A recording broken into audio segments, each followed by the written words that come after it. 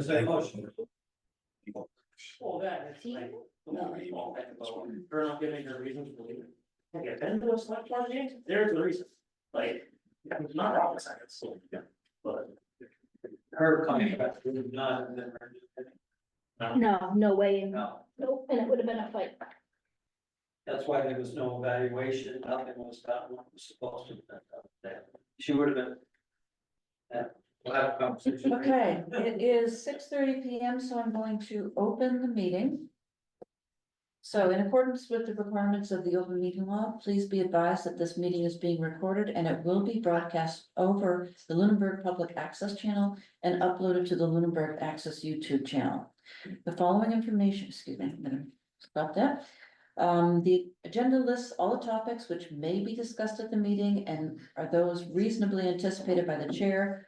Votes may be taken as a result of these discussions. Not all items listed may in fact be discussed, and other items not listed may also be brought up for discussion to the extent permitted by the open meeting law.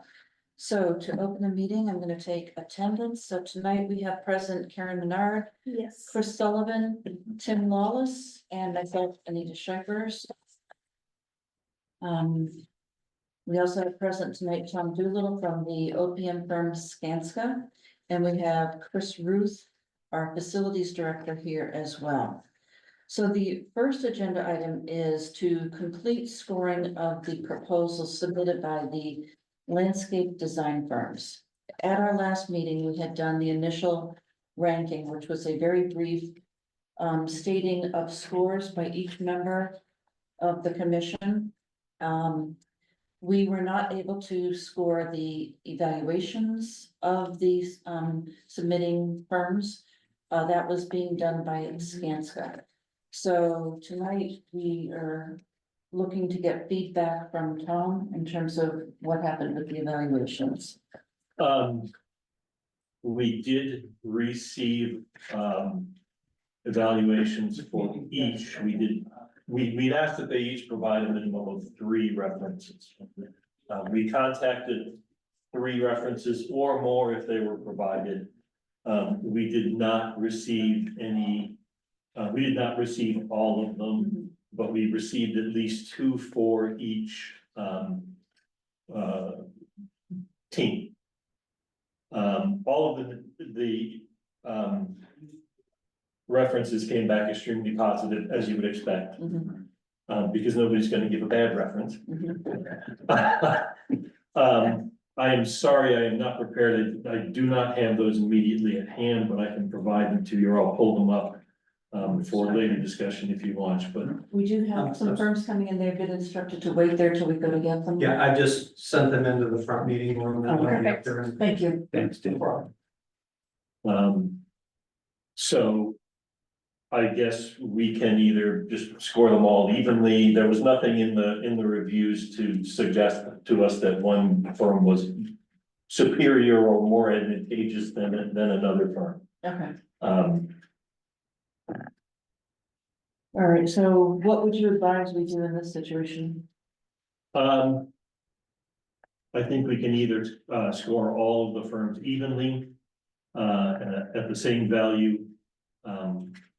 Based on the outcomes of those references. Or if you wish, we can wait till after the process or till after the interviews and then review those score sheets.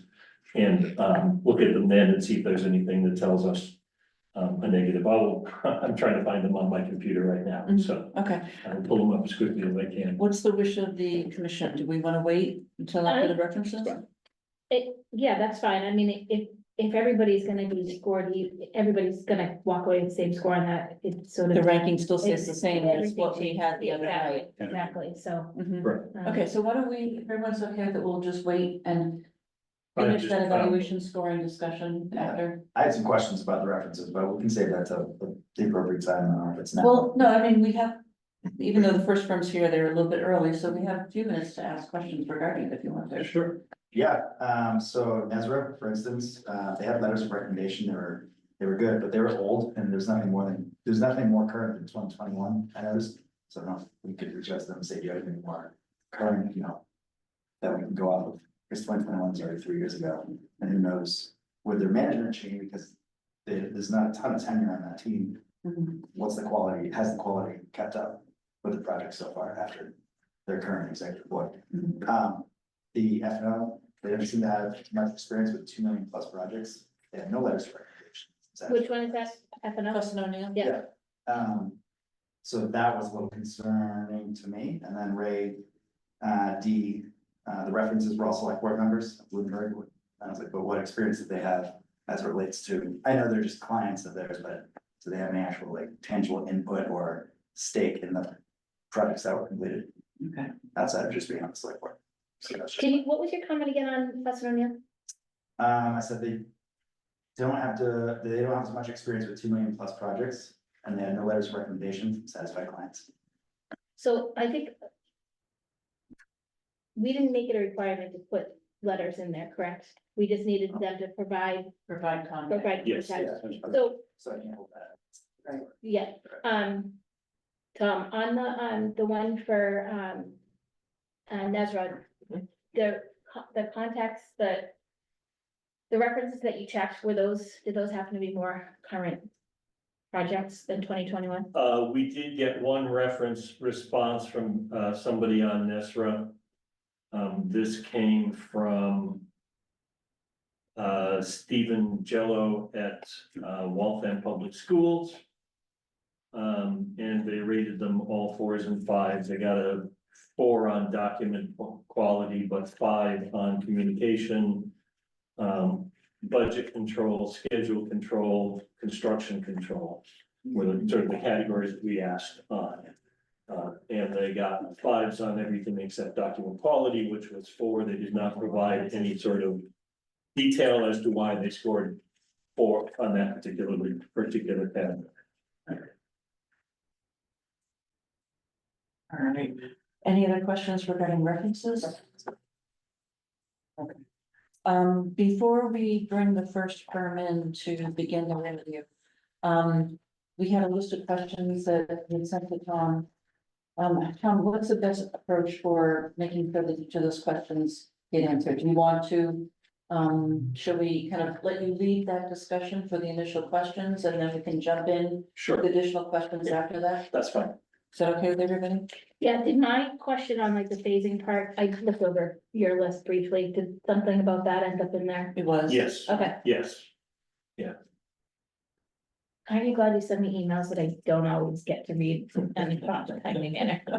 Hey, Jen, well, okay, so if everyone's ready, I'll go grab the first firm and they are, What's the First- order? First, or go alphabetical order. Alphabetical. Russell O'Neill is first, Nesra second, Ray Dunn's last. Thanks.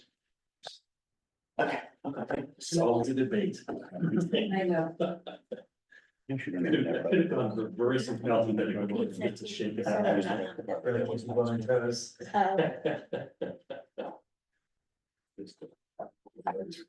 You're just trying to read something. while I'm going last, so that means, yeah.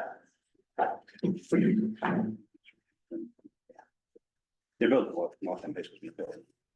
In my old backyard, that was actually living where we did our community classes. It's now high school. Church, I'll tell you the story, but I've actually got a job in office. Don't tell you. So you guys start. He's done 2, 3 weddings since he's been there. It's getting very good. Welcome to take this side of the table over here. Okay. And Karen, I'm gonna let you be the person who kind of guides them and. Sure. connecting. Sure, so, I don't know, where's Chris? How do you guys want to either log into Zoom on your own device and put it on the screen? Do you want me to do it from my device, or do you want a cable to connect into our? And I don't know how that would work. I think the cable's probably the worst option, because Cable to work, okay. Yeah. I'd say join the call and share the screen. Yeah. Do you have that ability? As long as we can get internet. Yes, we can make Yes, sure you get yeah. internet. I don't know what the Hi, part is, but the password is red codes. Don't ask me why. What is it? Red coats, That's it. don't ask you why. If it's IT related in this town, just don't ask. It's, Do you want to use that computer? Oh, right, yeah, I ended my computer, all right.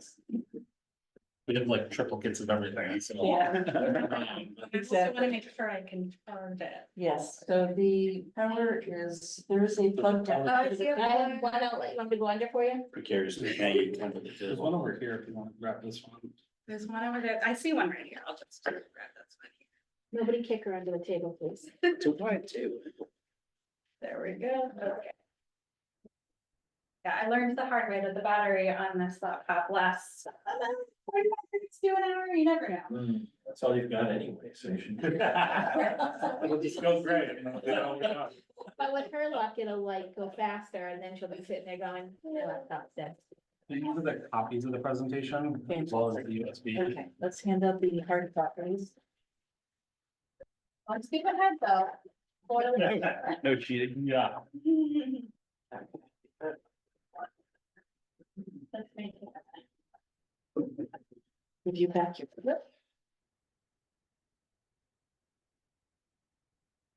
Allison, that's the path, the ID and the passcode Oh, for the Zoom for meeting. the Zoom meeting. And you said the line. Yeah. Is red coats. And you said to start from the back and read it all before you start. Any capital letters? Sorry to come back. So, I don't think there's capital letters, is there, Chris? Red coat, no. I need it.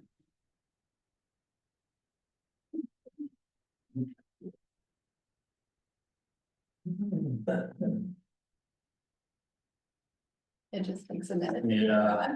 Don't worry, but while we're waiting, let's introduce ourselves. Oh, great. So I'm Anita Sugars, chairman of the committee, and we have here tonight, Karen Menard. Priscilla. Tim Hollis. and we have Tom I'll Doolittle. do the scan skill and project manager. And we also have present with us tonight, Chris Ruth, who is our facilities manager. So he is a resource, very strong resource for us in this whole process. Awesome. And since Allison knows Dave, Dave Passios is here as a member of the community since he's Yeah. no longer on the board. Fantastic. Didn't want you to think we were excluding him, putting him in a corner. I introduced myself earlier, but. Oh, good. And we'll let you introduce yourselves. Sure. My name is Andrew Bone. I'm a landscape architect with Fussin O'Neill. And I'm Allison Fairweather. I'm a landscape designer with Lesnar. All right. So whenever you're ready. Conference room, I'm connecting to the Wi-Fi.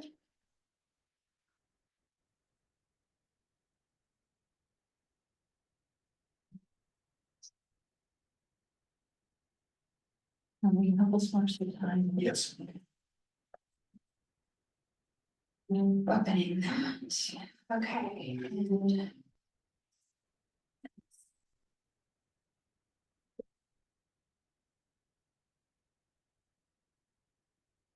nothing. Yeah. Is the Zoom link in the agenda? Yep, and I just handed it to her right on that piece of paper. I'm gonna take the jacket off. Sorry. Yeah, feel free. We are informal here. I put a collared shirt on. for it. I'm sure their shorts down, so that is. Been here for like 5 years. For you. So it's connecting, but we're not there yet. What, Wi-Fi network? you got? I picked the Ritter Lower Conference Room, Red. Coatesboro. If not, that password will work on the regular one. Oh, okay. Maybe I should try that one.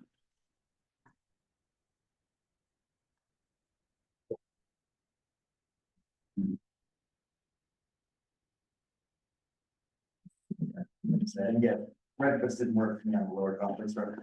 The regular very good. There we go. I think that worked.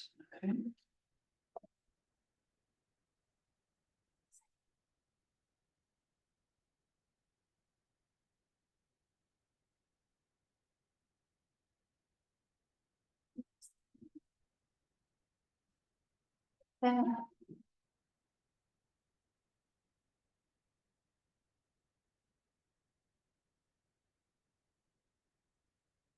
Building anticipate.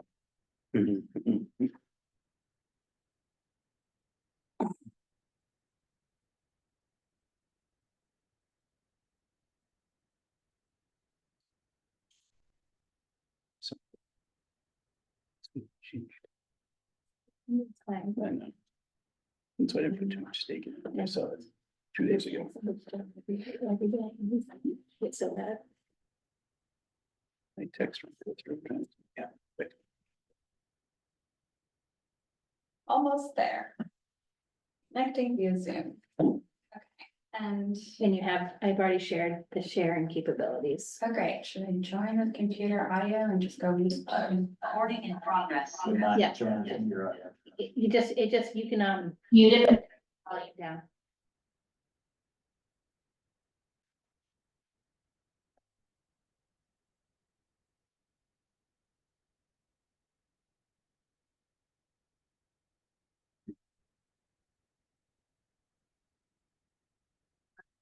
Okay.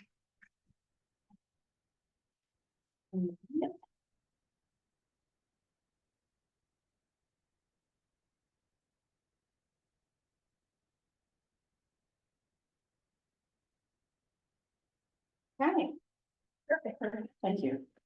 excellent. We're good. Yeah, I think that looks good. Awesome. Well, thank you for having us. We're super excited to be here. I think one of the things that is super important to us is the joining of forces with the WOLA team and Fuss and O'Neill. We did a similar merger with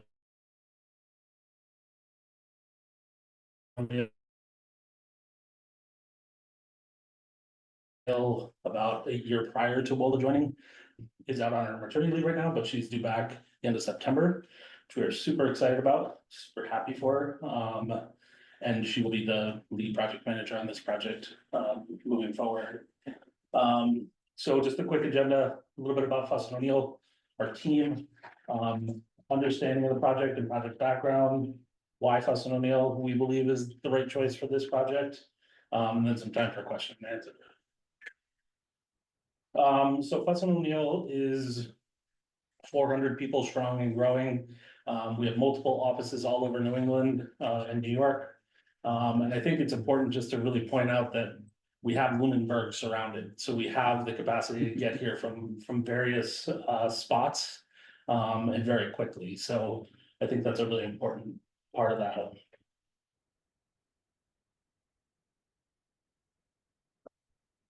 So our team, we have over 20 landscape architects and designers in our firm. Myself and Ian Law run the landscape architecture group. And with the joining of WOLA into Fuss and O'Neill, it's been such an incredible kind of juncture between the two firms. So Emily and I actually known each other for 15 years. I had the opportunity to go and teach a studio at UMass, and Emily was in that studio. And since that time, we've always tracked each other, kept in touch, run across each other on projects. And she's just been such an awesome rock star that, we've always kind of kept in touch with each other. So when the opportunity arose for her to join with her WOLA team, it was like a perfect pairing. We're like, how can we make this happen as fast as possible and make this transition happen? So Allison as well. I worked with Allison when she was doing interior design work at Kuhn Riddle. So we've known each other for close to 10 years as well. So I think the important part that we want to point out is that, we have a lot of designers that were really kind of pushing the design LA component for leading this project. But we have a full bench of all the different support needed. So from geotechnical to permitting to transportation, MEP, we have all of this under one roof, which is really helpful as far as efficiencies go. So for us to be able to kind of meet a schedule that's pretty accelerated, we want to point out that that's all under one house. Right, and with that, I'm gonna walk us through our project understanding, and I'd like to start by personally expressing that I'm excited for the potential opportunity to be working together again. During my time at WOLA, Marshall Park was a highlight of my experience, and during that time, we were able to really see how important this park is for the town of Lunenburg. And so starting back in 2022 with the master plan and site analysis, we spent a lot of time in Marshall Park, taking inventory, understanding the existing conditions of the site, and recognizing all the opportunity for improvement here, all the unique features and special moments of this park. And all the ways that we could create more connection between the park and the pond. So we spent a lot of time during that process, and then through that into community engagement and outreach, that really revealed all the various amenities and recreational activities that the people in town are really looking forward to enjoying in the future of this park. And it's quite a mix of amenities that's really gonna offer something for everybody. So it was really a valuable experience to be a part of that listening period of the project. And all that process is what shaped the master plan, that shaped this concept design. This is your vision for this park, and we were a part of puzzling it all together and finding ways to balance each need for this park and pond. And because we have this history, we've been along the ride for a few years now, Emily and I, we have a really good understanding of how we might need to phase different pieces of this project between phase 1 and phase 2, and how we can plan and design ways to make sure that all these pieces come together to create the cohesive vision that is the master plan for Marshall Park. So now we're going to jump into talking a little bit more about Fessin O'Neill. We'll talk about some related project experience, talk a little bit more about our team, some of the tools we have to assist with funding and to meet this schedule. And so as we've already started talking about, we feel our familiarity with the site, the history of the project, having been on this journey for a while now, is a really big asset to our team. We were excited to be on the team while we were at WILA, and we're excited to potentially bring it here with Fessin O'Neill. We, have been involved since master plan through schematic design. We led community engagement. And we assembled the schematic design package that was used for the cost estimate. So we have all the history there, and it's ready to share with our team at Fessin O'Neill. So I'm just gonna jump into a little bit of experience. There's a lot of different programmatic elements that are happening in the park. And I think it's important to look at the entirety of that master plan. Even though I know that this is really focused on phase 1, but it's really, it's got some super dynamic features that, are very diversified skill sets for each one of them. So really kind of piecing all that together is important, and really having kind of a deep bench to be able to help with that is really critical, we think. So we've done plenty of ball fields, parks, athletic surfaces. What is your arrows here? There you go. From natural turf to synthetic turf fields, we have plenty of experience in that. We've done a lot of hard court surface sports. We've done a lot of multi-court surfacing, lots of really trying to balance the comfort station, because that is one of the areas that can get a little bit out of control as far as costs go. So really trying to make sure that we're right sizing it and making it, robust enough to really fulfill the needs of today, but also thinking about kind of the long-term full build out, what that looks like, and making sure that it meets the budget as well. Plenty of playground experience. One of the tools that we use is really using this 3D modeling to really show what this is going to look like, but not only just what it's going to look like, but how it's going to feel. So you'll see a lot of that in the presentation as well. Experience with picnic pavilions, Again, really trying to right size it and make sure it fits into the community, because this is a park for the community. So, you know, what does it look like? How does it function? What's the flexibility we're looking for in these different programmatic elements is all part of that. Plenty of work with parking areas for trailheads, green infrastructure, stormwater, traffic, transportation. Kind of have a full bench of all that stuff, community trail networks, more in the multimodal and into the more rustic trail networks as well. Plenty of boardwalk experience is a project that we did at Mount Holyoke College, where we created a wetland adjacent to a stream channel. To really look at trying to minimize some of the inputs, the nutrient inputs that were happening on campus. But they use it as a living laboratory on campus. Different stream crossing techniques and designs for that. Different scenic overlooks, so we're really trying to make sure that, you know, the full breadth of the full build out is really understood and covered in that. And that's really where it comes into our team, so. Allison was gracious enough to dig up this photo of me and Emily, at a project we're working on, out in Deerfield. And, as I mentioned, you know, with Emily and her team coming and joining Fuss and O'Neill, has really been an incredible asset for us. Very like-minded, very much in the same mindset as far as creativity and kind of the inclusion of multidisciplinary efforts in projects. And making sure that they're all part of the team, so they understand the why behind some of the decisions that are made.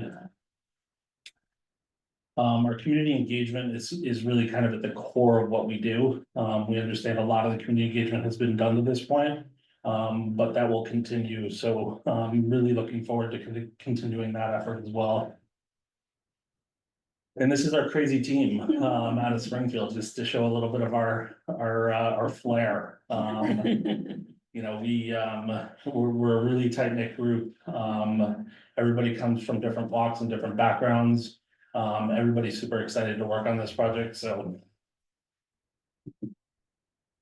Yeah, now we're gonna talk a little bit about the tools we have to generate different visuals and graphics to help communicate design intent. And one of those is 3D modeling and rendering. And so the series we're about to show you is all from the past 4 to 6 months, even less. We've been doing a lot of this work with other communities all around Massachusetts. And it's really helpful for, like Andy said, being able to capture the look and feel of a project. There's ways you can study materiality and layout and scale and volume and impact and planting. There's a lot of different ways that you can use renderings and graphics to help communicate that not only with our team internally, but with the community, and, you know, and beyond that, especially when it comes to funding.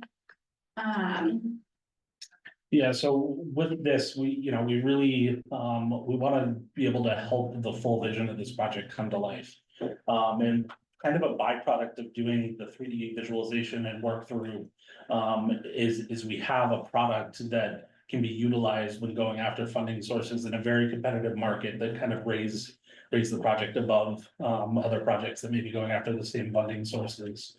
So it's really something that we found to be very helpful and useful for our clients, to be able to utilize that moving forward.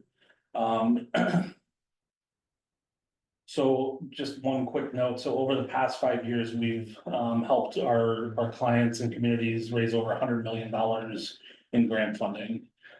We understand the level of effort that it takes and the time associated with that, but we also think it's really vital to kind of being able to help the community see its full vision and understanding so that they can see the full complexity of the project.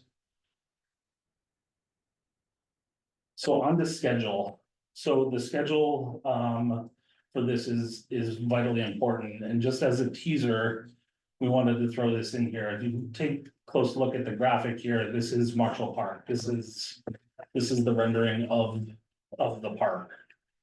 So we already have a jump start on this. We already have an understanding of kind of how the existing master plan lays out and how these different elements may fit together. So we think that that's important. I think the timeline is 100% attainable. But I think it's something that we just need to get going on it, and we need to be able to kind of make some decisions so we can get things dialed in. Another view of the model of Marshall Park and what that potentially could look like for the community. And this is, such a great tool to use for stakeholder engagement and kind of community input and understanding, whereas it's much harder to read a plan, but to be able to kind of put people in this model, we feel like is a really great jumpstart, and we have this now in hand. So another shot of kind of the different tennis court options in that area. And we have gone through the concept design, we've gone through the schematic design. We have that information, we're ready to go. And really excited about this opportunity to kind of move things forward. So just to tie it up again, being familiar with the site, our experience, our team, our graphics, our funding abilities, and our ability to kind of keep a project on schedule is something that we think are highlights of what makes Fuss and McNeil the right choice.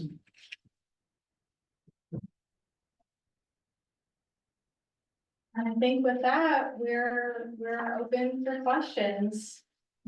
Thank you. Thank you. Yeah, Thank you. thank you very much. So for questions, we've asked Tom to kind of compile the questions that we've sent to him. So we'll have Tom start off the questions, and then once those are answered, we'll probably have others that will want to jump in. Sure, And add to it. no problem. Or before they're finished, for that matter. Sure.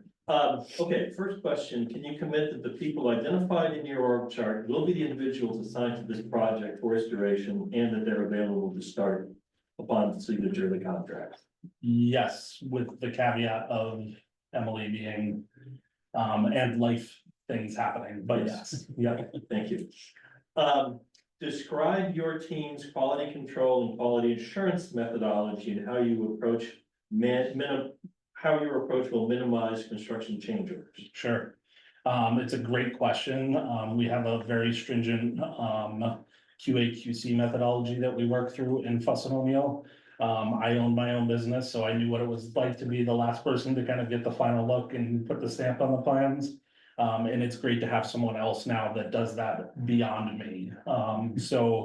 I fully recognize change orders being kind of the death of a project, and causes some tension in that relationship between a client and the designers. So really trying to make sure that our plans are fully vetted, that we've kind of cross-checked them back and forth. And then we have someone who really hasn't laid eyes on the project look at it and say, okay, here's my review before we do our final QA/QC. Project is funded in part by state and federal grants. Describe your team's experience in designing within the restrictions of multiple grant funding sources, and how you work to comply with the reporting requirements of the grants. Sure.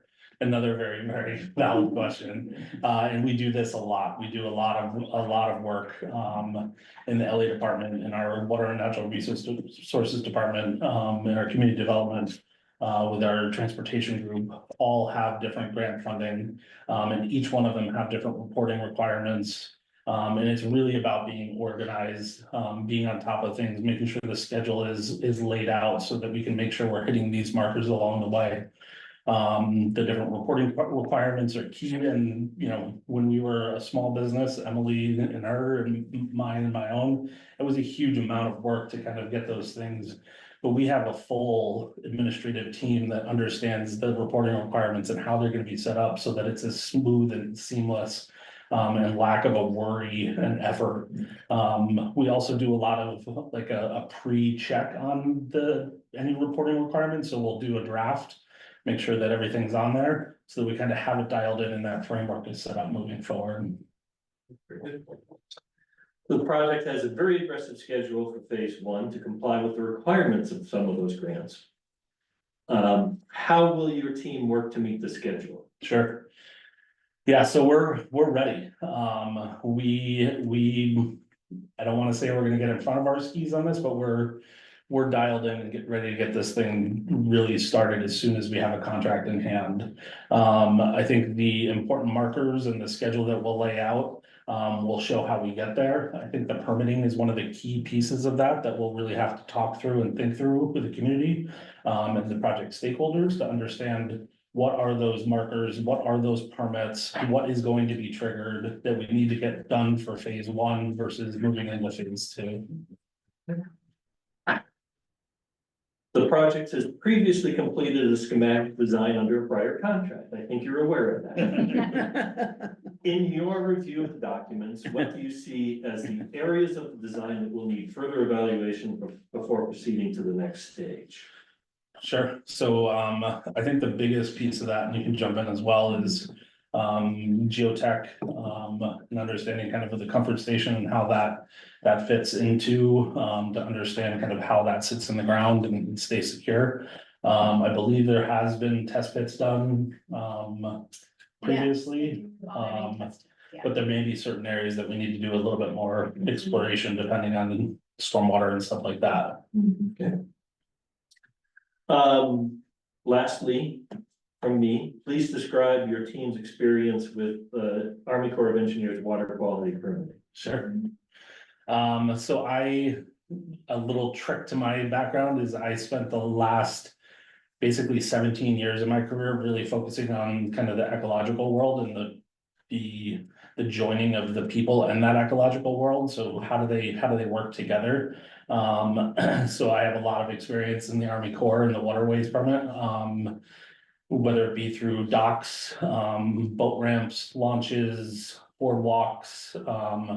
Really, I think the key to that is really trying to keep them in and engage them as a project partner, and really make them part of the project so they understand how the project is evolving, so that they can kind of have not an oversight, but some buy-in on it, so they can kind of head off things as it comes in, so that when it comes to the actual approval process and the licensing processes, that they're not seeing anything for the first time. They understand exactly what's happening and why decisions were made based on guidance that's happened.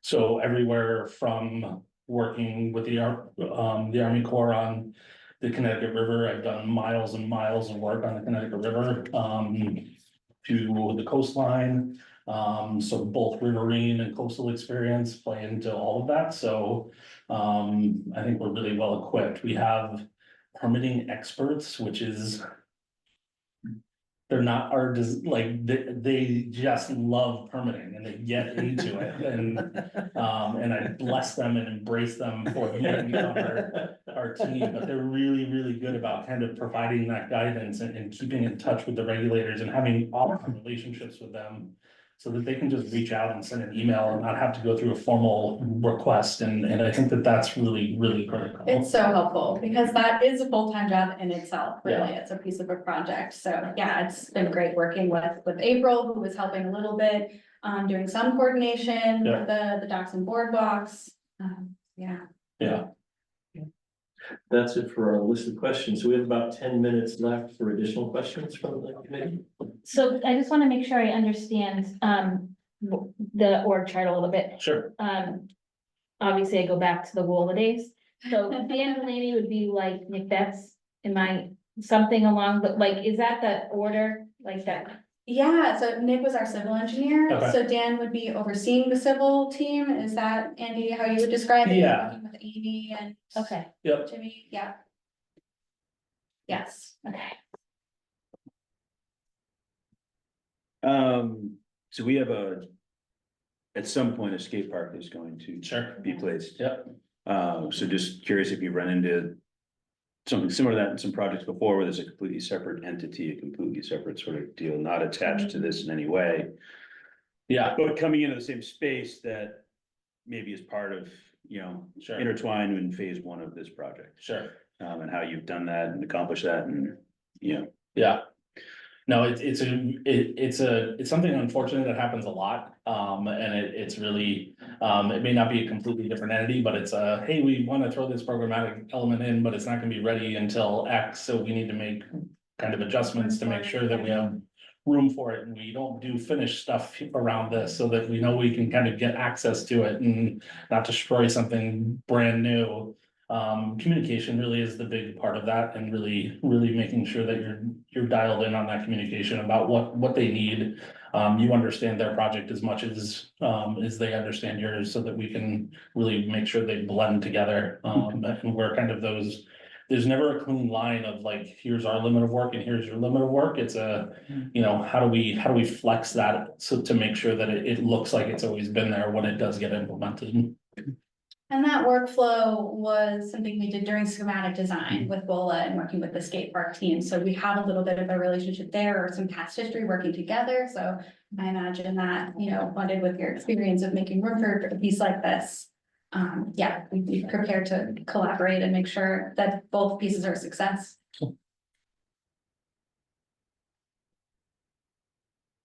Just have one other question. I know you touched on it a little bit with the Army Corps, but we have, so on Marshall Pond, the boardwalk that goes around and the scenic overlook would touch on.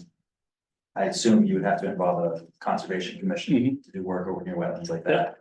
And what's your experience with dealing with the Conservation Commission? Yeah, same thing, project partner, you know, really make sure they have a good understanding that they have.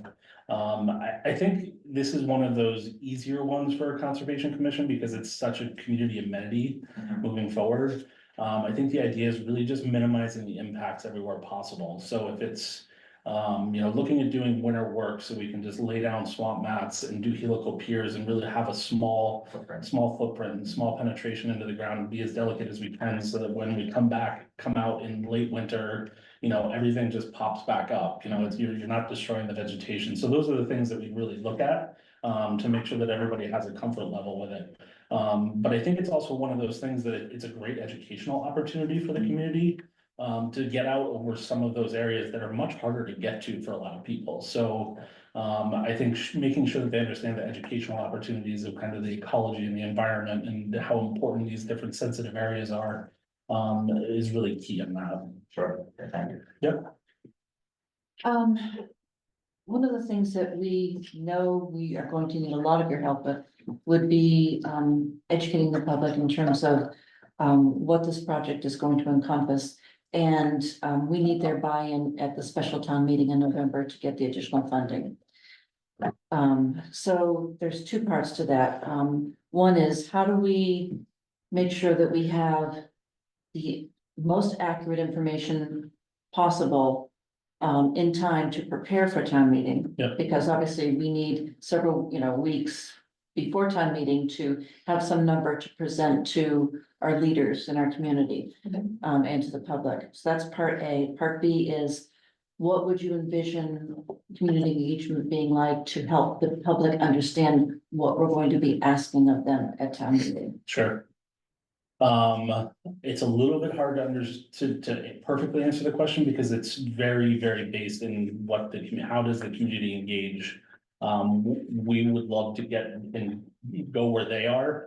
So is that, you know, is there a farmer's market? Is there a community event that we could go to? Is there something where we could get information out to people? Is there a website that could be set up? All those things are the kind of tools that we'd use to kind of have a place for people to go to understand what this is. And understanding the phasing of it and the flexibility of that phasing. I know phase 1 is pretty dialed in as far as the limits. But is it phase 2 and 3? Is it combined together a little bit more? You know, I think all of that information is really important. I think the part that you want to get in front of is just not having misinformation out there and letting things kind of run wild. Right. So I think that just means being Proactive. Yeah, proactive. I was gonna say you wanna be aggressive about it and really make yourselves available and us available to the community in that way, so that that the information's out there, not aggressive in a bad way, but just like really trying to put it out there as many places as we can so that that information is correct and it can kind of be disseminated in an appropriate way. Okay, so what about getting the best handle on a number? Sure. So I think, you know, we have the numbers to go off of, which are outdated at this point.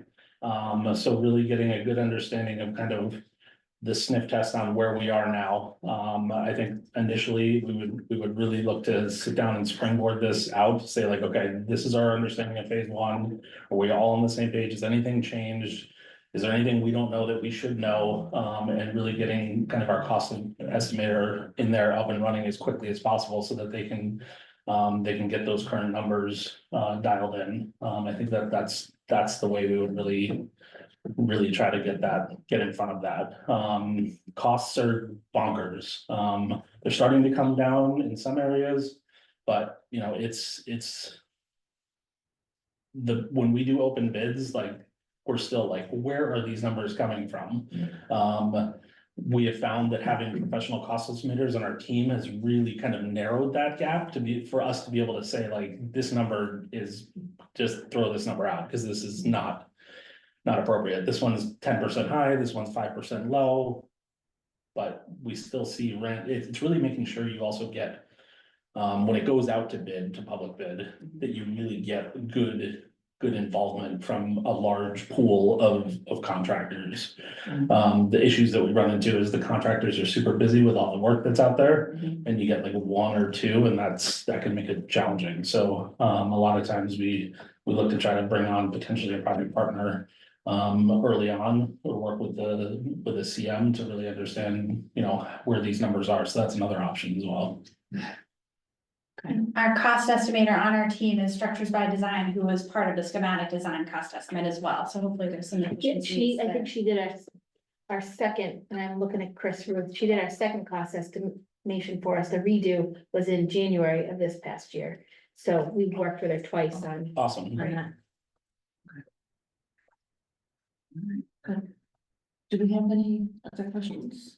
No, ma'am. Good. Chris, do you have any questions you'd like to? No, not at the moment. Okay. My concern is typically the details, Sure. so probably the one tearing apart the electrical drawings and the plumbing and all that type of stuff. Yeah. Those are my biggest concern at the moment, now that the master plan is kind of done. And just to touch on that, I think that's one of the things that we should point out is, you know, our MEP and our pipes on the ground, our water. They'll, as soon as we get a notice to, we're good to go, they will come out and they will meet with you. They'll understand the existing infrastructure, what your preference is, what the town likes to use, and that will be what they move moving forward. Okay, Tom, did you have any questions you wanted No to add? further question, thank you. Okay, Thank you, guys. thank you so Yeah, much. awesome. Thank you. A lot of good information. Thank you. Yeah, very much. Looking forward to the opportunity. Thanks for your time. Thank you. In terms of process, the hope is that the committee will tonight choose a top choice firm. If not tonight, it would probably end up being early next week. But we will try to get feedback to all of you, as soon as we can, so that you don't understand. Okay. This won't linger, as time is of the essence. It is, yeah. So, Yeah, and if any other questions come up, feel free to reach out. okay. Yeah. Thank you so much. Thank you. Thank you.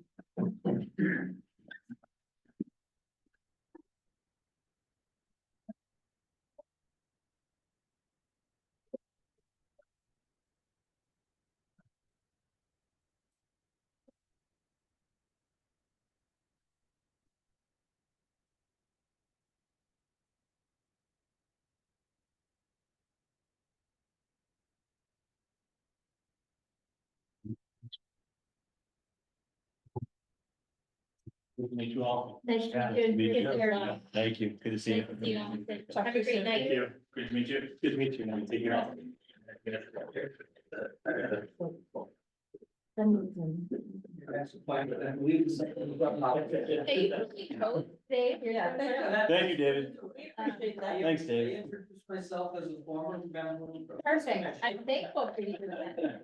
Brian, when he texted me, for some reason it wasn't alerting me to his text, so I changed it so that it would make a noise when he texts me. But even when my volume's off, it still comes through. So there's like nonsensical text messages going through between like all the kids and me. I'm like, get me off of this thread. Oh,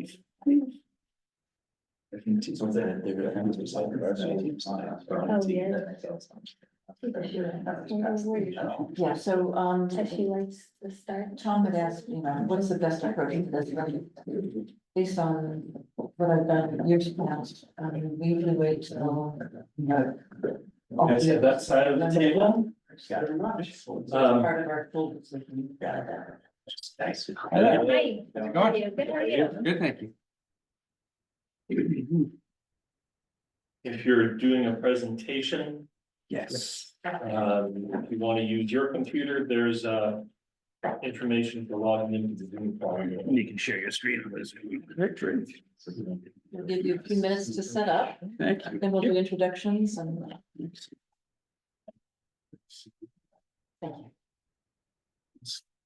Thank you. Thank you.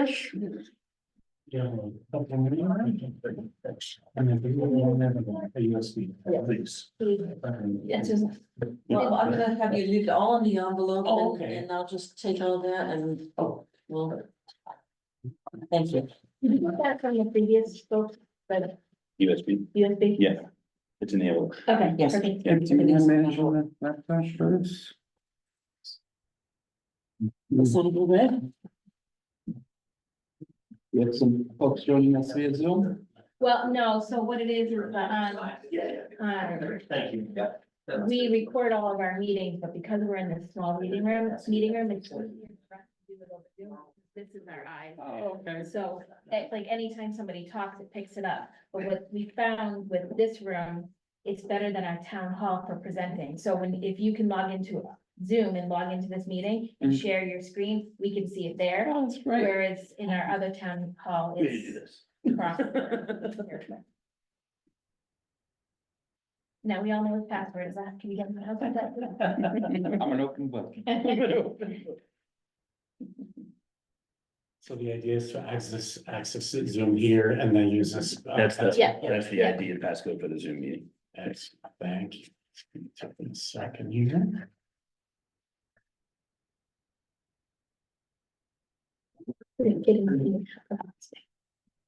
We're on Wi-Fi. Oh, yes, to No. connect to Wi-Fi, Right. you're gonna join the Ritter network and the password is red coats. Plural, How low it is. all lowercase.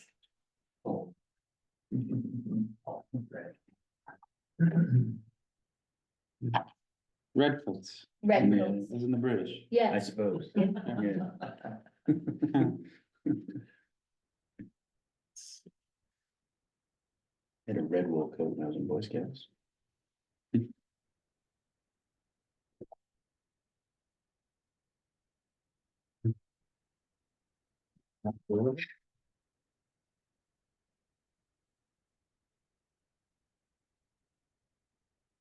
Let's see the Wi-Fi. Let's hear one more time.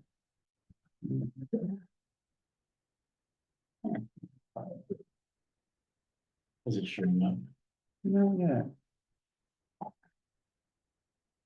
Here we go, yeah. Nice. Lower conference room? Just regular red. Just regular, just okay. Red coats?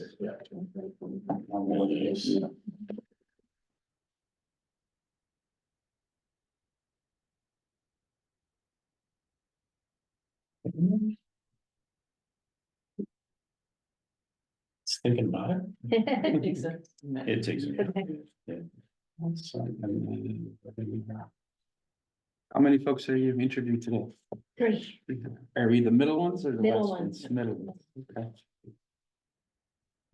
Well, we're waiting for that. Why don't we start introducing ourselves Sure. and you can introduce yourself. So, my name's Anita Shipers. I'm the chairman of the committee. And tonight we have with us Karen Menard. Chris Sullivan. Tim Wallace. Excuse me, I'm Tom Doolittle, I'm with Skanska, the owner's project manager. Okay. And also tonight with us, we have Chris Ruth, who is our facilities director. And our host, Dave. Yes. We can't get rid of Dave. Dave is a former commission member and he's very invested in this project, Sure. so. I'm Arsen Hambar-Zumian. I'm the principal in Nester Engineering, and this is my associate, Ip Aguilera. Meet you. Nice. Thank you for coming tonight. Our pleasure. Yeah, thank you so much for the invitation. Okay, so I'm just logging into Zoom now. Yeah. I'll let you in. Almost there.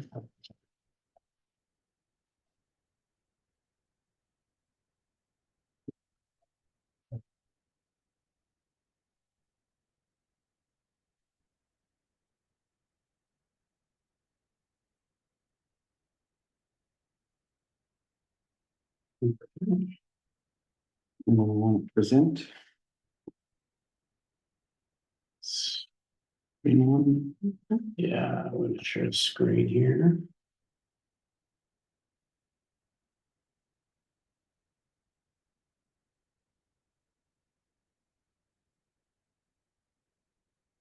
All right. Awesome. Great. All right, so I'll start. Thank you for having us. It's a pleasure to be here. We appreciate the opportunity.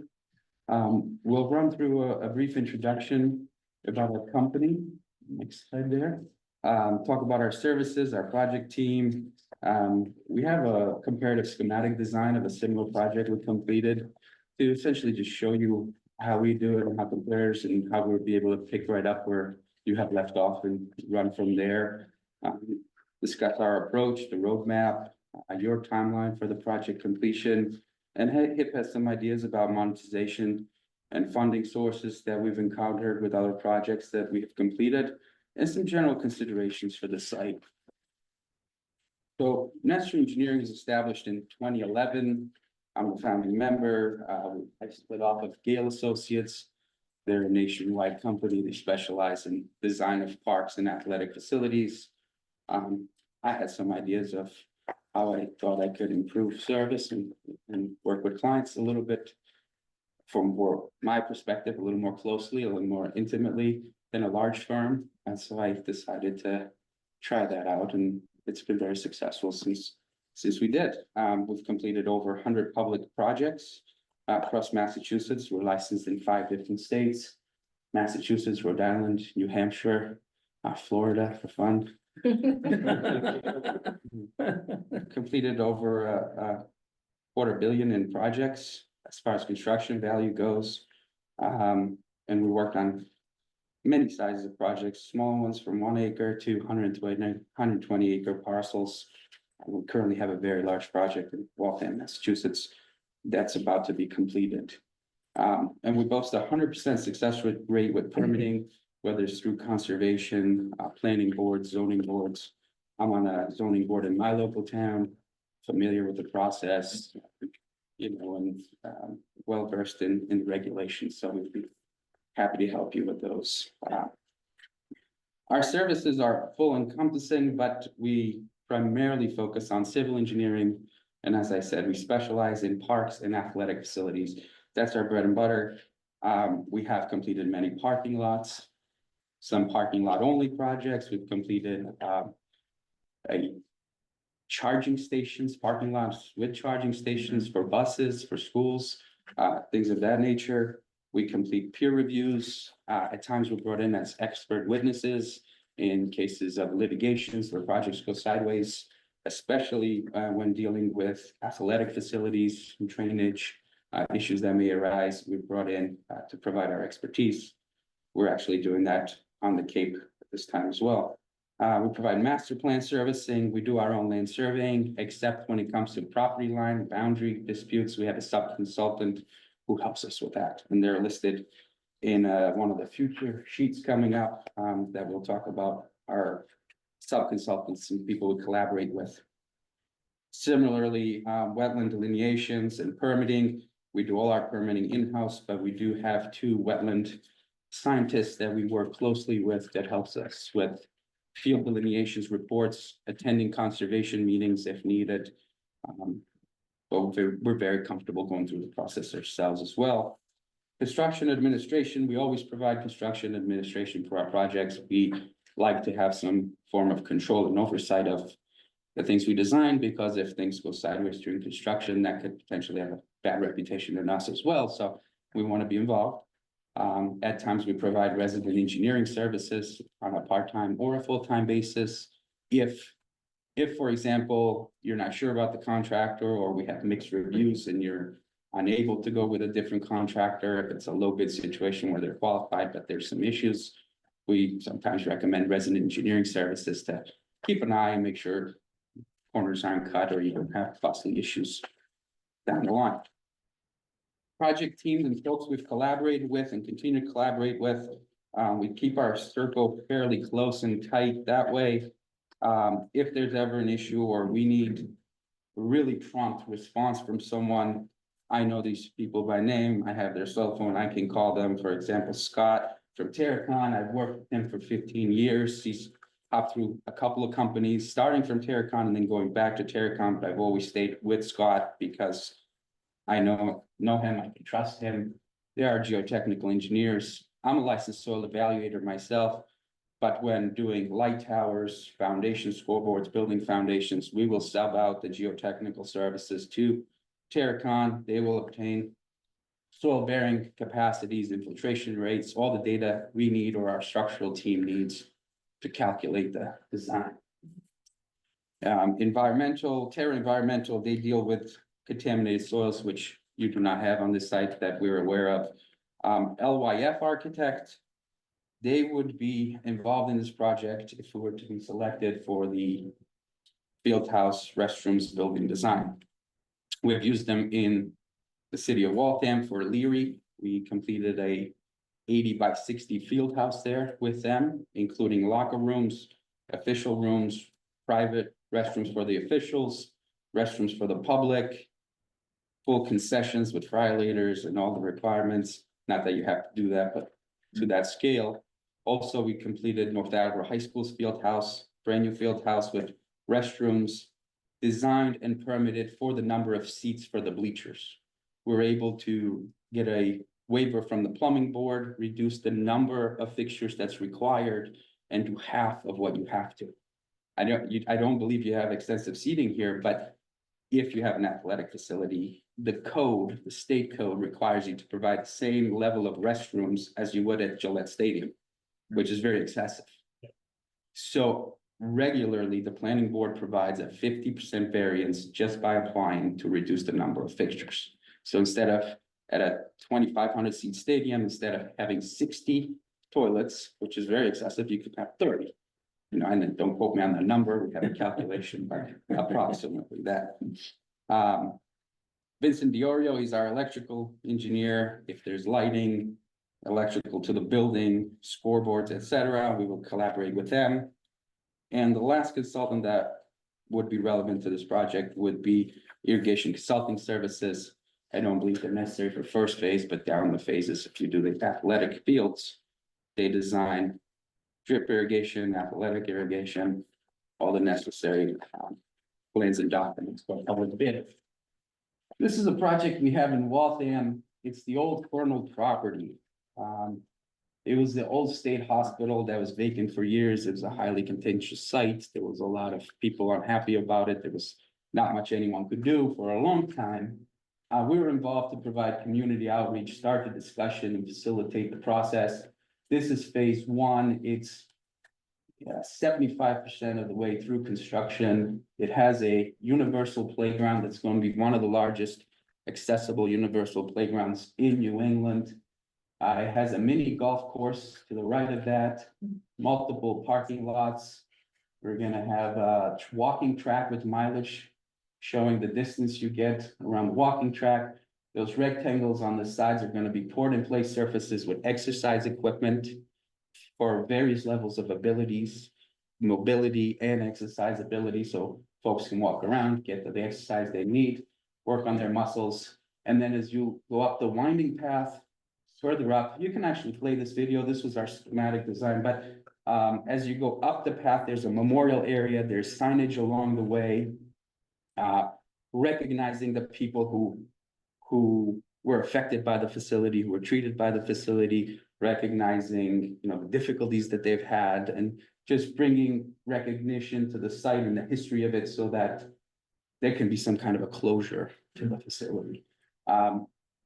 This level of design, when we completed it, includes all three phases. And what we'd like to do in our presentations is give a real life worldview of what these would look like constructed, what we're proposing. Not every feature was implemented, but we had a robust public meeting, multiple meetings to build consensus, to discuss what would fit, what would be appropriate.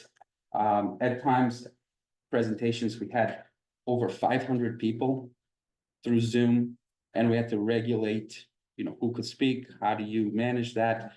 Don't want people being inappropriate, jump out of turn, those things, so we do have experience with that. This is a 7-minute video, so we don't have to look at all of it, but we wanted to show you that we do have the experience and expertise to guide you through this process. It is included in the thumb drive, if you wanted to view it later. Yes. For a roadmap, all projects start out with your typical background evaluation, site analysis, which you have completed. We've reviewed it. It looks like a great, great first step.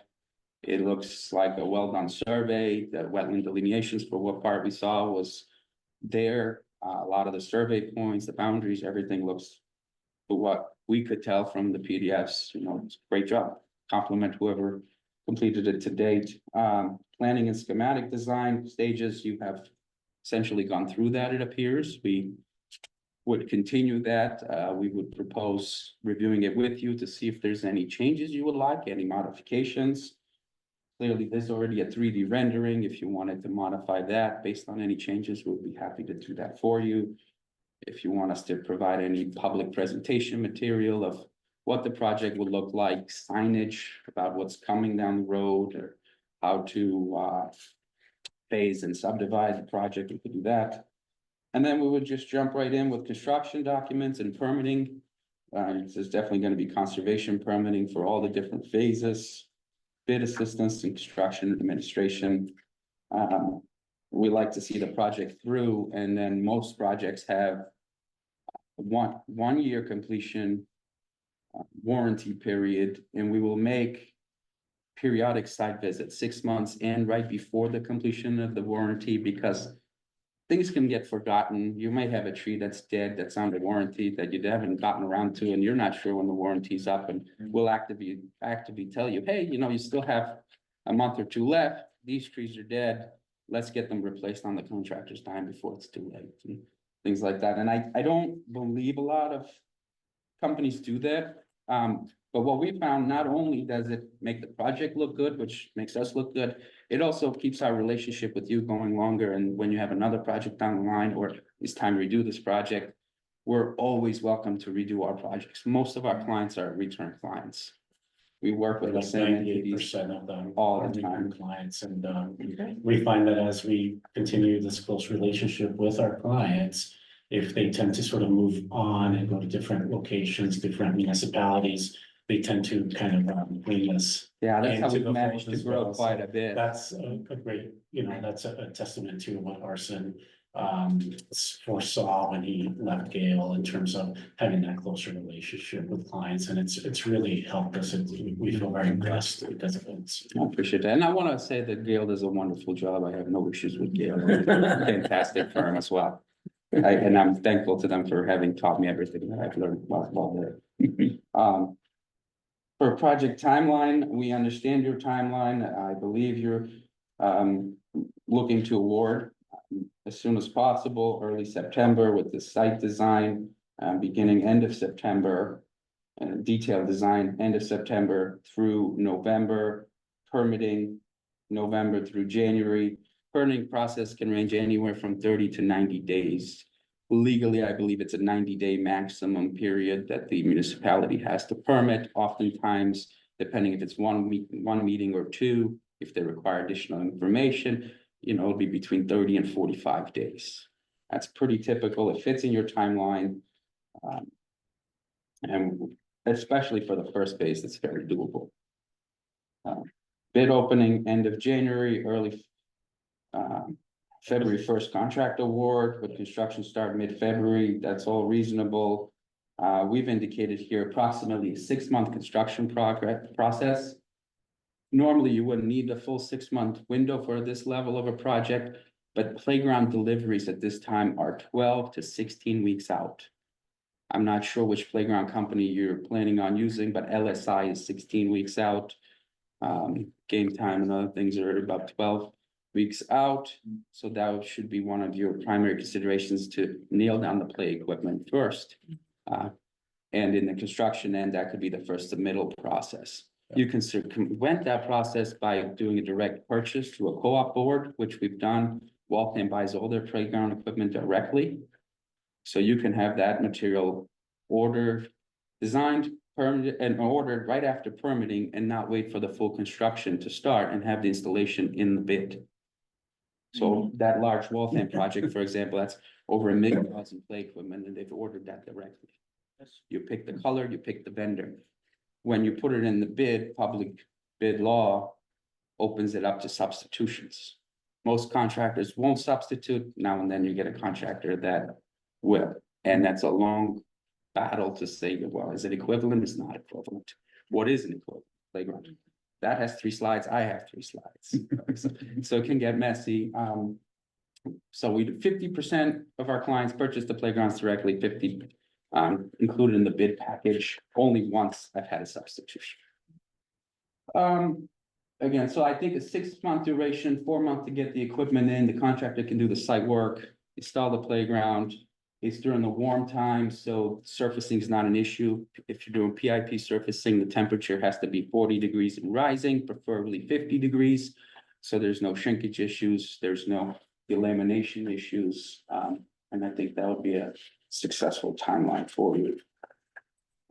We can talk about some monetization strategies and a little bit more about the site constraints. And then we'd be happy to answer some questions.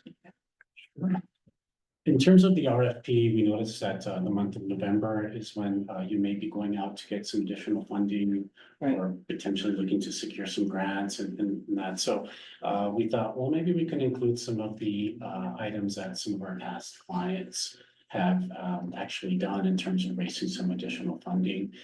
Since your project right now looks like it'll encompass potentially baseball, softball field, we were looking at some of the like a potentially trying to fit like a multi-purpose field, maybe where the baseball field is, leaving room maybe for a soccer field, but things like that could actually open you up to be able to rent out the property for some of the local teams looking for some additional new facilities. Everyone loves a new facility. Is there any local universities or colleges? Pittsburgh State. Pittsburgh State.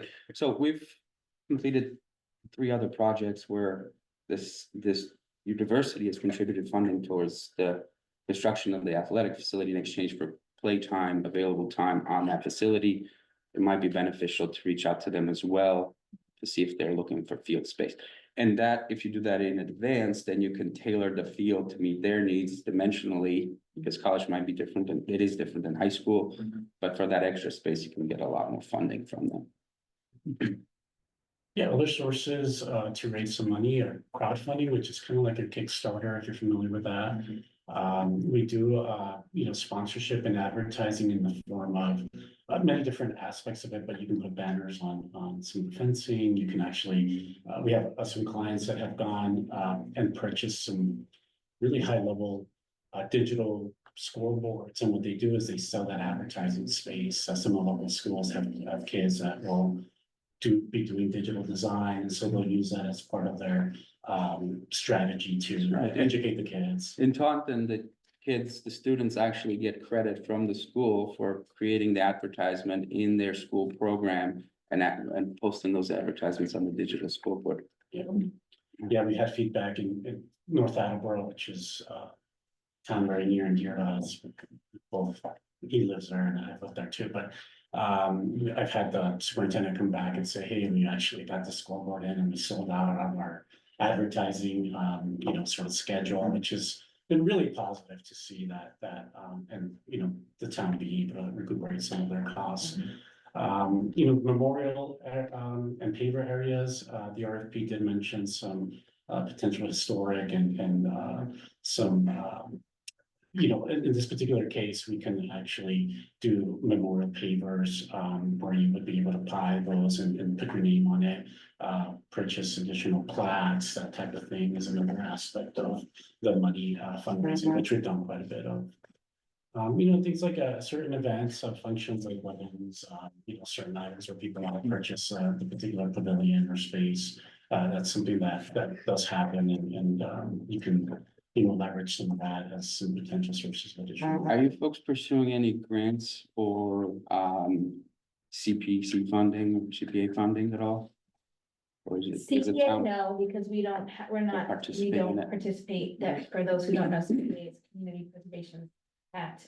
We have applied for four or five grants. We received the park grant, that was $500,000.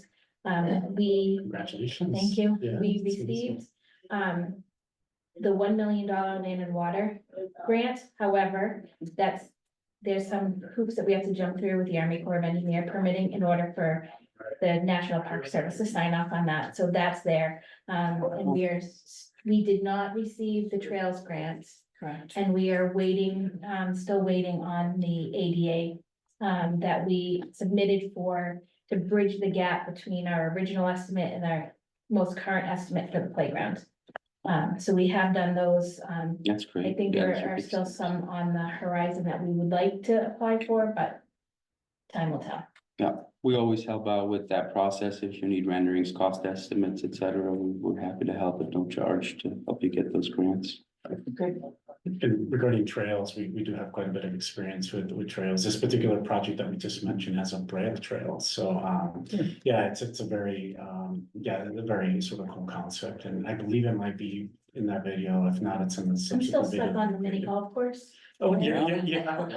We haven't even We have a mentioned there. train Yeah, too. but there's An an electric train. Oh, yeah, we have an With the electric train. ADA accessible caboose. ADA accessible caboose. It goes Big around the pavilion, mini, area park, the mini golf. We have Yeah, I'll have to disc visit. golf. Is that being run as a business or just a community? Free. sort of- For the public. Really? Yeah, it's cool. Oh, yeah. Sorry, we're sidetracking. There's Yeah. multi-purpose fields, there's a ton of tennis courts, we have a disc, Disc golf course? there's a disc golf for sure. That's been, that's part of one of the design, we've already designed that, and then. And we a have chipping range with chipping range, permitted. yeah. A driving range, yeah. Yeah, a shorter version of a driving range. How does the train work? I mean, does someone have to off the way? It's. It's on wheels. It looks like a train, but it's on wheels. You can Gotcha. drive it anywhere. It's electric. You charge it at night. We have That's a really docking accessible. station where it sits underneath like a pavilion where you charge it. So staff does that. Yeah, Yeah, they got approval for, I believe, 2 FTEs, so 2 full-time employees, that's gonna manage part of the park, so, yeah, it's a very, very cool project, there's a snow hill and there's all kinds of really cool stuff, the list goes on. It's a- so the first phase is comparable in budget size, I think about $8 million.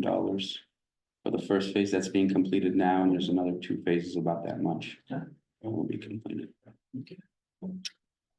And then lastly, just a brief slide about some considerations. I think, we mentioned it a little earlier.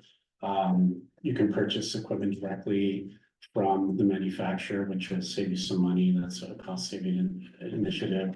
The other thing too, that comes, in terms of permitting, as you go through the NICD and the SWIB and the stormwater permitting, through the EPA, just one thing to know, the item area in pink on the top right-hand corner here are all historic properties, and they basically fall in under the National Register for Historic Places.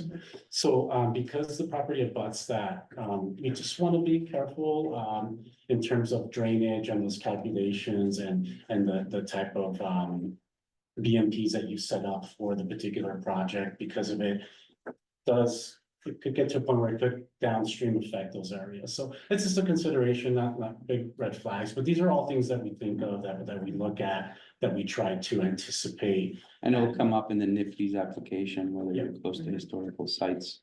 Which we also do all the permitting for as well. Mhm. On behalf of our clients. The other thing that wasn't mentioned in terms of specifications, not that you need it, because we've actually seen your RFP, but we do both front end and back end, the technical specifications, if it's needed as part of the project. That's sort of already, something to consider. Yeah, we'll provide the technical technical specifications and then the front end specifications for you to review and pass along to your legal counsel to make sure your legal counsel signs off on it, or we use yours, whatever contracts you might have over for Some towns don't have front-end contracts, so we'll just use AIA documents. And so that concludes the presentation behind this, so, and I won't go into it, but in your physical packets, you'll see it's actually gonna be down here, but it's It's our project matrix of oh, yes, projects, it's in the actual PowerPoint, which is, this is just a PDF, but if they're located in the back of we it. try to show what each park has, whether it be synthetic turf fields, lights, actual grass, et cetera, so sometimes you might want to see relevant projects that hit certain criteria, and usually we provide that matrix. Which I think is great. Okay, thank you. Sure, sure. And you have that in In terms of questions, we do have some preset questions that we're going to ask Tom to ask of you. And then when we're done with those, I'm sure we'll all have others that we want to jump in with as well. Good. The first question, can you commit that the people identified in your org chart will be the individuals assigned to this project for its duration, and that those people are available to start immediately upon completion, execution of the contract? Yes. Very good, thank you. Describe your team's quality control / quality assurance methodology and how your approach will minimize construction change orders. Through each phase of the project, we do a review process, we meet with you, we discuss it, and then we look at the plans as a contractor would, not just on the engineering end, but when you take a plan and break it down into installation. Okay, how much pipe do I need? How much base do I need? And so on. And once you break it down through each step of the installation process, not just the design process, you're able to catch what the contractor is going to come up against during construction. HIP's a licensed construction supervisor. We have extensive experience on the construction end. So utilizing our skills on the completion end, we're able to design to ensure we prevent and minimize change orders. Change orders are inevitable if there are known conditions underground. We do our best to survey and find out what is there. We do rely on surveyors. In this case, you already have the survey completed, so a portion of that will be relying on the accuracy of those documents that are provided to us, but we will do some field investigations to verify the accuracy of those documents as well. This project is funded in part by state and federal grants. Describe your team's experience in designing within the restrictions of multiple grant funding sources and how you work to comply with the reporting requirements for the grants. We have worked with multiple projects that had state and federal grants. In our experience, the majority of the documentation that has come up was through the construction phase, where they would visit and inspect and ensure that the employees were getting paid the fair wages, if they're meeting the required breaks, et cetera. In terms of the design end, we haven't been asked to provide anything additional other than what we normally do in our office, whether it's construction, design progress meetings, documentation of our correspondences, providing construction estimates and designs, but there hasn't been anything specific that I can think of that's been required of us. The project has a very aggressive schedule for phase 1 to comply with the requirements of some of those grants. Mhm. How will your team work to meet this schedule? So part of our success, or the reason we've been able to do so well, is we do not take on too much work. We charge a fair price, we do well, but we only take on the projects that we are comfortable with and can meet the timeline. The Waltham project is ending its construction.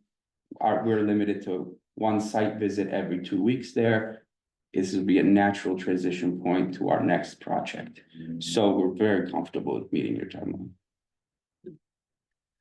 The project has previously completed a schematic design under a prior contract. In your review of the documents, what do you see as the areas of the design that will need further evaluation before proceeding to the next stage?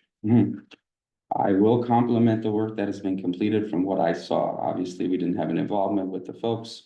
We don't know your communication and experience with them, but as far as a PDF document that you would look at, everything seemed to be adequate. There were some areas of wetland delineation that were noted to be completed by others. I don't know if that was done or not. We would like to look into that. The survey looked accurate. I wanted to just confirm, I probably would like to confirm the datum that it's completed on to make sure it's on Massachusetts mainland datum, North American vertical datum, the same construction standards that contractors will utilize. That way, when you go to construction, they can actually create a 3D map of the design. Contractors take this, they create a 3D map, then they can upload that to their equipment.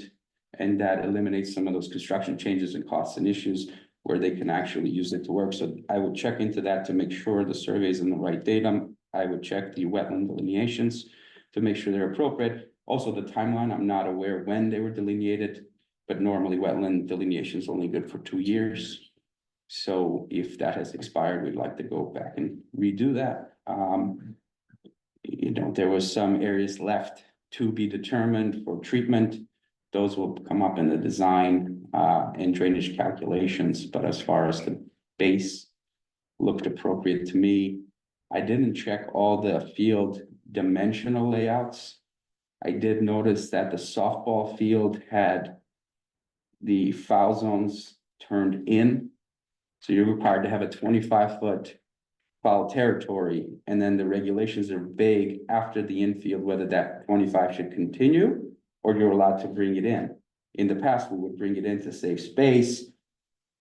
NCAA has changed their regulations, so for college use, you have to maintain that 25-foot all the way through. We've actually left messages and talked to NFHS, National Federation of High School Sports, to get a clarification. They don't really know. It's not a problem until it's a problem. So that would be my recommendation, is to maintain a foul zone to match NCAA, then you don't have an issue to worry about at all. Those were just some brief things that I've noticed. In terms of the sort of next steps from there, would be sort of getting that full download from the team members and figuring out exactly where you're at in terms of those next steps, expectations with community outreach, and how we can help and facilitate some of that as well. So it's just kind of pick up, as we mentioned, a lot of the information looks good. We just kind of want to know where they left off and what those physical sort of like the digital documents what they look like. Yeah, it would be important to us if we could get the data to date in AutoCAD format. That way we don't have to retrace the steps. And I assume your contract, and most contracts, the owner owns the digital documents, so hopefully that's something you could provide. We have either obtained them or we will be obtaining them, so. I think we I think you have finally get them. them, yeah. Mhm. Last question from our list is, please describe your team's experience with Army Corps water quality permitting. 46 Sconticut Neck Road.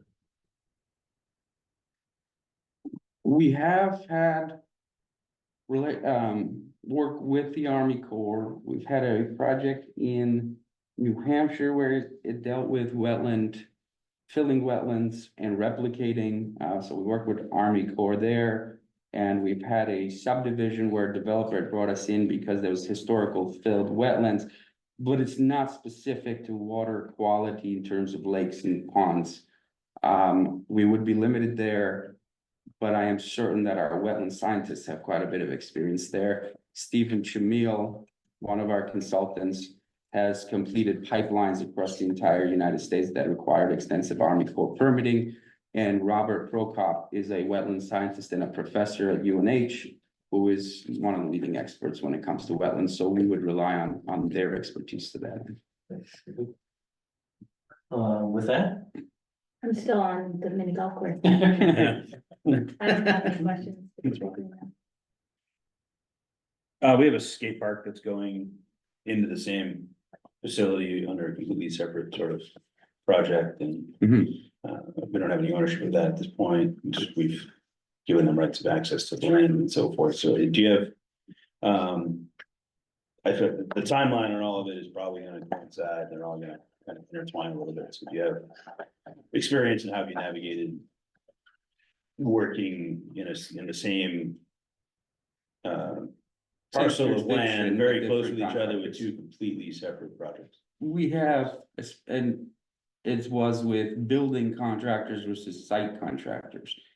Folks doing the concessions buildings and folks doing the athletic facilities, because oftentimes those are a bit separate, which actually we should probably talk about in terms of your project as well, but. So the key there is our specifications, the front end documents and how you conduct the site work specifies that other contractors will be on site. Space will need to be shared. Disputes will be resolved through the engineer or the town will have the final say. In terms of disputes, contractors are encouraged to collaborate together and so on. And what we'd like to do is provide them a fenced in area, construction zone that they each can maintain, so dispute is limited, and to provide each other separate accesses if possible.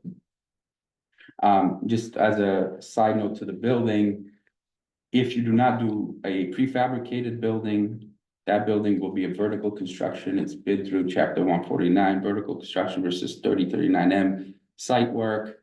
Unless you bump it all up to 149 vertical, so you'd have filed subbits and so on, but that'll raise the price up of the overall bid. So oftentimes we will bid the building separately and then the site work for everything else separately.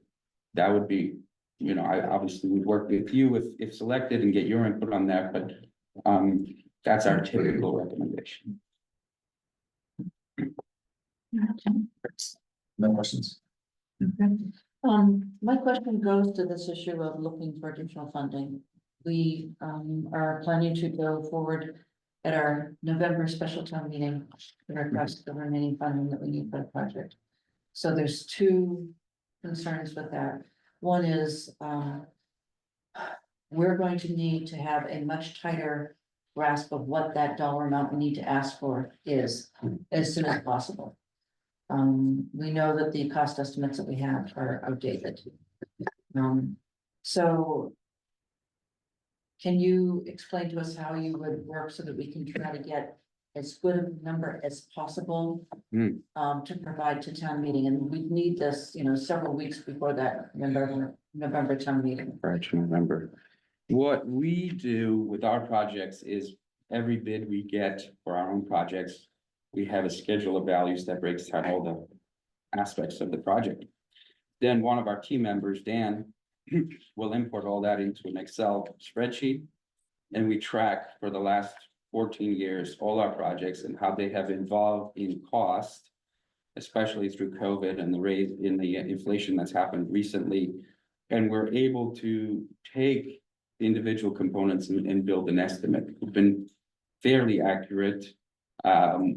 If we are erred, we try to err on the high side. 10% over is not uncommon, or it's a good contingency. But we do have that strategy for estimating. There's always the Mass Highway numbers. There's a cost schedule provided by Mass Highway for utility work and roadway construction, et cetera. So we will check in with that as well. Yeah. But Mass Highway is on a higher side than municipal work, state work. I think given this particular deadline that you're up against, it'd be critical from our perspective to be able to sort of narrow down exactly what it is that you're looking for. So getting that community input, if that's still part of the process that we need to do. It's getting key stakeholder buy-in to figure out what exactly is wanted there. And that way, once we know that, then we can actually go back to all our numbers, as Arsen mentioned.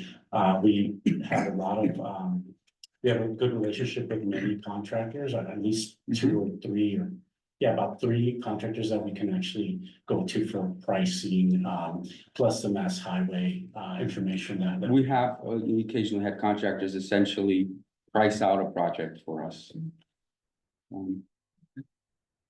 Right. The second part of this is the community engagement, helping the public to understand exactly what it is we're going to be asking the money for. So, trying to get information out to the public well in advance so they can look at it, have time to understand it, ask questions of us prior to town meeting, and then also presentation for town meeting itself. What experience do you have in that? For Waltham, we had, like I said, there was over 500 attendees. We had to expand our server to handle the volume of people that we presented to. Specifically, that one's a contention site. Every project, we go through some sort of community input. We'll meet with the stakeholders, the athletic users, the park users, the residents, the different committees. We can create videos, we can create 3D drawings. We create phone boards, for example, Everett, we've had, community meetings with the mayor and, some of the residents, when we present. But yeah, we have access to. In Framingham, we did a park session where we put up a tent with drinks, coffee, breakfast, sent out flyers and notifications to the butters to come and to the specific park where we presented design options. We had kids come up to the board and vote for different aspects of the playground that they like, and we combine those. Of course, the municipality is the final say, but it's nice to see what the kids like. In Everett, we had a vote for the color for the basketball court. Which colors they would, I think they went with Lakers colors, but you can't win them all. Yeah, so We do have extensive experience when it comes to, working with the community and working with our key stakeholders. We have, multiple, avenues of sort of feedback mechanisms. Back in my previous life, I used to program surveys, so we have the ability to actually do like a survey. We can create questionnaires, send those out. It's not something that we've done most recently, but we have done it for Everett. They'll post the results on the website, or they'll try to integrate it with some sort of backlink into like SurveyMonkey is a relatively inexpensive one, but we do have that sort of almost real-time feedback that can be gathered. To try to make it a little easier for the residents, the community members. All right, thank you. Do we have any other questions? I have a couple of quick questions. Okay. From what you said before, it sounds like you're doing your cost estimating internally. You do not have a cost estimating consultant. correct. Okay, very good.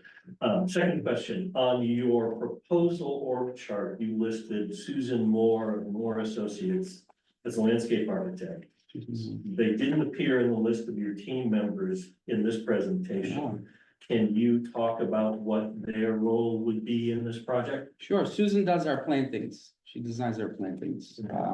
She would meet with you and discuss. We noticed there was limited amount of plantings proposed in the design. There was trees and lower canopy and some grasses. I'm not sure if that's intentional to limit the maintenance. But we're not landscape architects, so we subbed that out to Susan. I was a landscape architect. She was working for us as a like a 1099 or on call, but now she's with a firm, her own firm, so we would provide, you know, have her provide that. That's a great catch. And I'm sorry I missed that. No, it's not our site. But I think for phase two, with that, you know, something that we're established for would require a lot more of our potential involvement. So. Chris, do you have any questions? All right, well, I think we're good. Thank you so much. Could I ask a couple Yeah, of quick sure. questions Yeah. if you have time? Yeah. The funding you would be looking for in November, is that for phase one only? No, that would be for the full project remaining, so, Okay, yeah.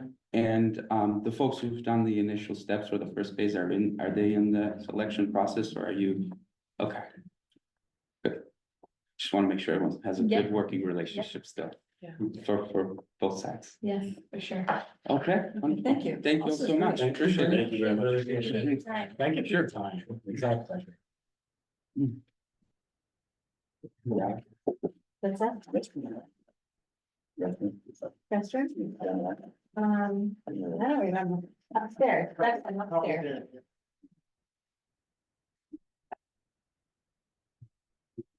Thank you very much. Thank you very much. Yes. Thank you. Thank you. Thank you so much for your time. Very much. Thank you. Yes, thank you. Yeah. Short people, thank you so much. We'll have to send you some pictures of mini golf. Yeah, that, I've never even thought of that one. I'm really like, what? Yeah, I know, it's. You can add on the website, Pastor. No, because he's already in, so we must already have it. I wish I could written it down before I gave it to the entire town, multiple times. He's already in, so he doesn't need this. See, right, popped up on. He did. Yeah, maybe now we can change the path to something that makes some sense. It does make sense, but, and you don't have a conductor's set, How would I have done that? so that you could drive the train that I way. know, I got a train, maybe I'll get a hat for Dawn, come on. That would be. My husband is a train nut. He would volunteer to operate that Operate. train. Did he And tell we you? live right down the street. Did he tell you about the day that the day that I was tasked with opening up the patios? And, I had never opened up that building before, ever, right? So I didn't know which door I should use, so I decided to use the main one, and I was the first one there, and my key got stuck. Couldn't get it out, and I'm like, and the ladies that were there, that came after me, that worked there, they're like, yeah, our badges aren't working, we're having a hard time with the key, and I'm like, well, what do I do? They're like, I don't know. So those doors are absolute. So I called him, and he walked over, and he went, here you go. I'm like, My are you goodness. kidding me? Yeah, that was a very long time ago. Did that happen? Oh. We're using a pencil on paper. Yes. Hello, hey Chris, how you doing? Good to see you. Hi. Hi, how are you? Very nice. You guys are that side of the table. Okay. Okay. So, Hi, I don't think we've covered this before. Karen. Nice to meet Nice you, to meet Karen. Anita Shepherd. Hi, nice to meet you, Anita. Great, Donald. David. Nice to meet you. And I'm Karen, I have the shortest arms of the bunch, I guess. It's very nice to meet you. I said, yeah, sit wherever, I guess we're in the hot seats. Yes. Are you still on? I don't see you on my. I closed my That's fine, computer. that's fine. I didn't realize, I saw it go on, I was like, how did that happen? Yeah. Magic. Hey Chris, how are you? Good. You see it? Hi. I guess we're done. It's easy to check. Am I not there anymore? Anita Shepherd. Yeah, it doesn't look like you're here anymore, but I'll let you back in if you try to log back in. I didn't, I guess I clicked the. It's all right. This I is, did, we I found did that connect this to is the Wi-Fi. best way right now to do presentations for us because we're in this room. Okay, there we go. There you go. Should see me. This was. You what? It's still upstairs. So should I share my screen? Recording in progress. Yes, you're gonna turn down your volume. Mute. Turn it down or turn it off. If off would be best, but if you turn it down also. would. Someone else from the commission on the call, right? Just. Nope. You two gentlemen over So, here are logged. Nick, since Dave has jumped ship from the commission, Yep. so he Yeah. now has to sit in the audience. Okay. So that's why he's over there. But he's probably on some other committee. A million of them. You know. Oh, yeah. Only two, and Dave corrected. So. Are there, Do you want to pull up your? are there housekeeping items or? No. No, I do. I should. We'll let you share it on your screen. Okay, perfect. Okay. Let me see if I can make it full screen mode. How's that look? Looks good to That me. looks good. Okay, well, Should we do our introduction? yes, Sure. So I'm Anita Shipers. I'm the chairman of the committee right now, and we have Karen Menard. Priscilla. Tim Wallace. And I'm Tom Doolittle, the owner's project manager with Skanska. Okay, And we also have with us Chris Ruth, as most of you know. yeah, He's our facilities director. yes. Okay. And I'm Ray Dunitz with Ray Dunitz Landscape Architecture. We shorten that to RDLA because my last name is very difficult to pronounce. I'm David Nardone with Vision Sports Design, so. I'm Nick Betts with Murray and Associates. We also have on our team a couple of firms that are not here tonight. GGD will be handling the MEP portion of the work for the concession restroom. And we use an independent cost estimator to track cost, PM&C Group out of Hingham. Since COVID, it's been very difficult to pin down pricing, so. So we'll talk a little bit about our experience. Before Oh, you yeah, start, Rachel, sure. did you bring handouts for the, Yes, do you want those now? I can- yeah, Okay, here you in go. case anybody And wants here's- to follow You them? need Thank one of you. those. Yep. Thank you. Thank you. To save paper, I put 2 slides per page. I didn't do double-sided because it's a lot of ink. But yeah, so I'll talk about, we'll all talk about our collective experience. We're a team. We'll share some insights on the project. We'll talk about some of the site improvements that you're looking for, that were in the RFP, and then timeline, and then we'll open up for Q&A. So just some of our background with RDLA, and these are similar projects to Marshall Park, Stevens Field in Plymouth. Coastal project, not on a wetland. It did have wetlands associated with it.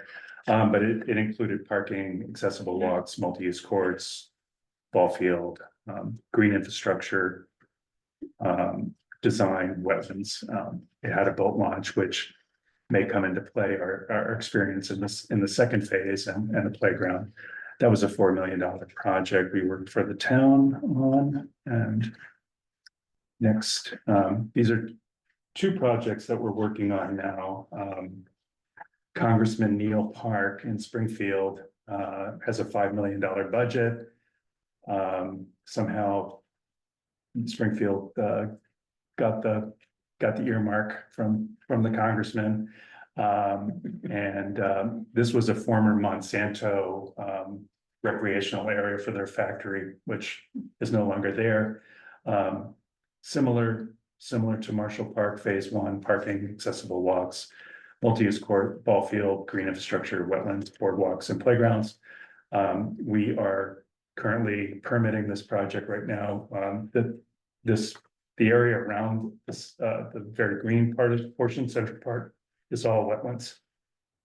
So we're within the buffer in many of these things. But we're using, pervious pavements and trying to reduce stormwater runoff. And to the right is a project in Chicopee that we're working on. It's much larger than Marshall Park. It's 72 acres. David is on our team for the sports fields for that project. We were hired for the master plan, and now we're working on phase 1 improvements, which are at the bottom of the site, new parking, and a very large spray pad with a green infrastructure, picnic areas, and that type of thing. That is a very big project, probably $20 million project at the end of the day. But the first phase, probably $2 million. I'm going to turn it over to Vision Sports Designs, Yes. David Nardone. Just a few projects that are, kind of similar. Ball fields, to be successful require a lot of details, a lot of kind of key features. And Smith Playground in the city of Boston was done in 2 phases, kind of similar to yours. It was a full, kind of reconstruction. Everything was moved in the park, basically. It didn't have an organized entrance. It didn't have organized fields. They were kind of put in over time. So we kind of organized everything and kind of see very similar program. One of the neat things in that pinwheel is that we accommodate Little League. We have sort of a dedicated Little League, a dedicated softball, and a dedicated adult softball. Softball could happen on all 3 diamonds the way it's laid out, but it's kind of fun to kind of focus on that. Some of the other, the drainage details has high groundwater. It's near the Charles River, things like that. So some of the similar things you deal with. Herd Field, just finished that in Arlington. That was kind of, again, a full reconstruction, soil amendments on that, which, been out to your site, did some probing around, you have very good soil out there, so that's something we want to take advantage of and kind of save money, but, you know, again, green infrastructure. Everyone's always looking for some kind of jogging loop and something, you know, something like that, so we're kind of like working those in, I think. High program is, you know, taking advantage of all aspects of the asset you have and providing many opportunities, which we work, you know, closely with Ray on to try to add to, maybe add some ideas to the master plan, who knows, you know, just. And I just wanted to mention, we strategically added vision sports design, not for the first phase of work, because there's no field work, but we're looking at this project as like, if we get hired for the first phase, you're most likely to carry, well, hopefully we'll do a good job and you'll carry on to the later phases, but wanted to look at this very holistically, and we also strategically partnered with Meridian because nobody knows this project better than this guy. He's done all the drawings. When I looked at the plans, I said, you know, we can probably pretty close to permitting these schematic drawings. I've never seen schematic drawings so complete. He knows, so it was kind of a strategic partnership, and you know, Chris has given him great reviews on some of his stormwater work at other projects, and he's got some experience with the town. So with that, oh, I'm sorry, you had the courts. Yeah, and just in the kind of the court world, you know, everyone knows the growth of pickleball, and even the standards within pickleball are changing a lot. So this is a project I'm working on in Sandwich. You know, I'm working on a project in Methuen right now. We're doing the fencing a little bit differently. You know, we're doing kind of tweaking it to, you know, just everything is changing so quickly. There's a lot of ideas and thoughts behind what the standard should be. So What about the sound attenuation? yeah. God, we're looking at a project in Falmouth, and we're probably as far away from every house we could possibly be in the entire town of Falmouth. And they've converted some tennis courts in town, and they have all kinds of noise complaints. They had to, so they converted them to pickleball. Yeah, they converted them to pickleball, then they had to shut them down. Kind of crazy. But anyway, Yentl Farm in Wilmington, I included that one here because, you know, you want to build a court, but, you know, basketball might be a great need, but it can also serve other uses. Like in this one, the simple things we did about, you know, using extended arms on the backboards, integrating the post into the fencing so it's not in the court, and they play street hockey there, and they plan on flooding it for ice rink and things like that. So, you know, just any ideas we can build, again, just taking advantage of the asset, who can use it, how can we benefit, you know, from everything we do, and those details make it easier to maintain the court too, you know, so you get benefits. I think that's where I've been focused on athletics, facility work specifically for over 20 years. And it's all those little things that, you know, will make a very successful project for you guys. Oh, that whole. Remember that one? So I can. that was his picture. We had to put that in. I wanted to exclude that picture. Yeah, that was one that. So do you want to talk a little bit about? Yeah, so obviously I've been involved in the project since day one. I think you and Tim are the only new members that probably have an interface with me. But yeah, we did all the engineering, the site grading, the stormwater design, and part of that process was, you know, the plans right now are almost permit ready because we put in so much time up front to really get something that we knew would work, and that helps you get a more refined budget in the end.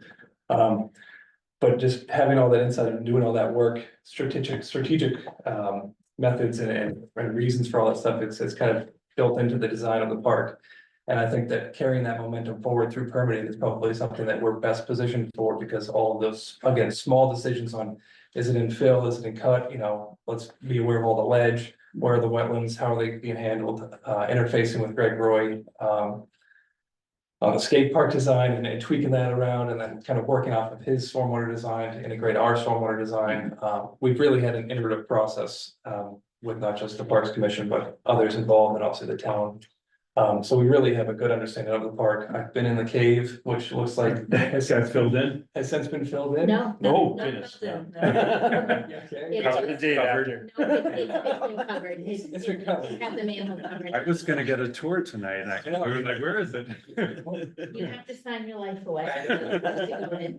So, yeah, very, very familiar with the park, and assisted all the layout, even the baseball field. I know when we first presented that reoriented field, there were some concerns from the town, but.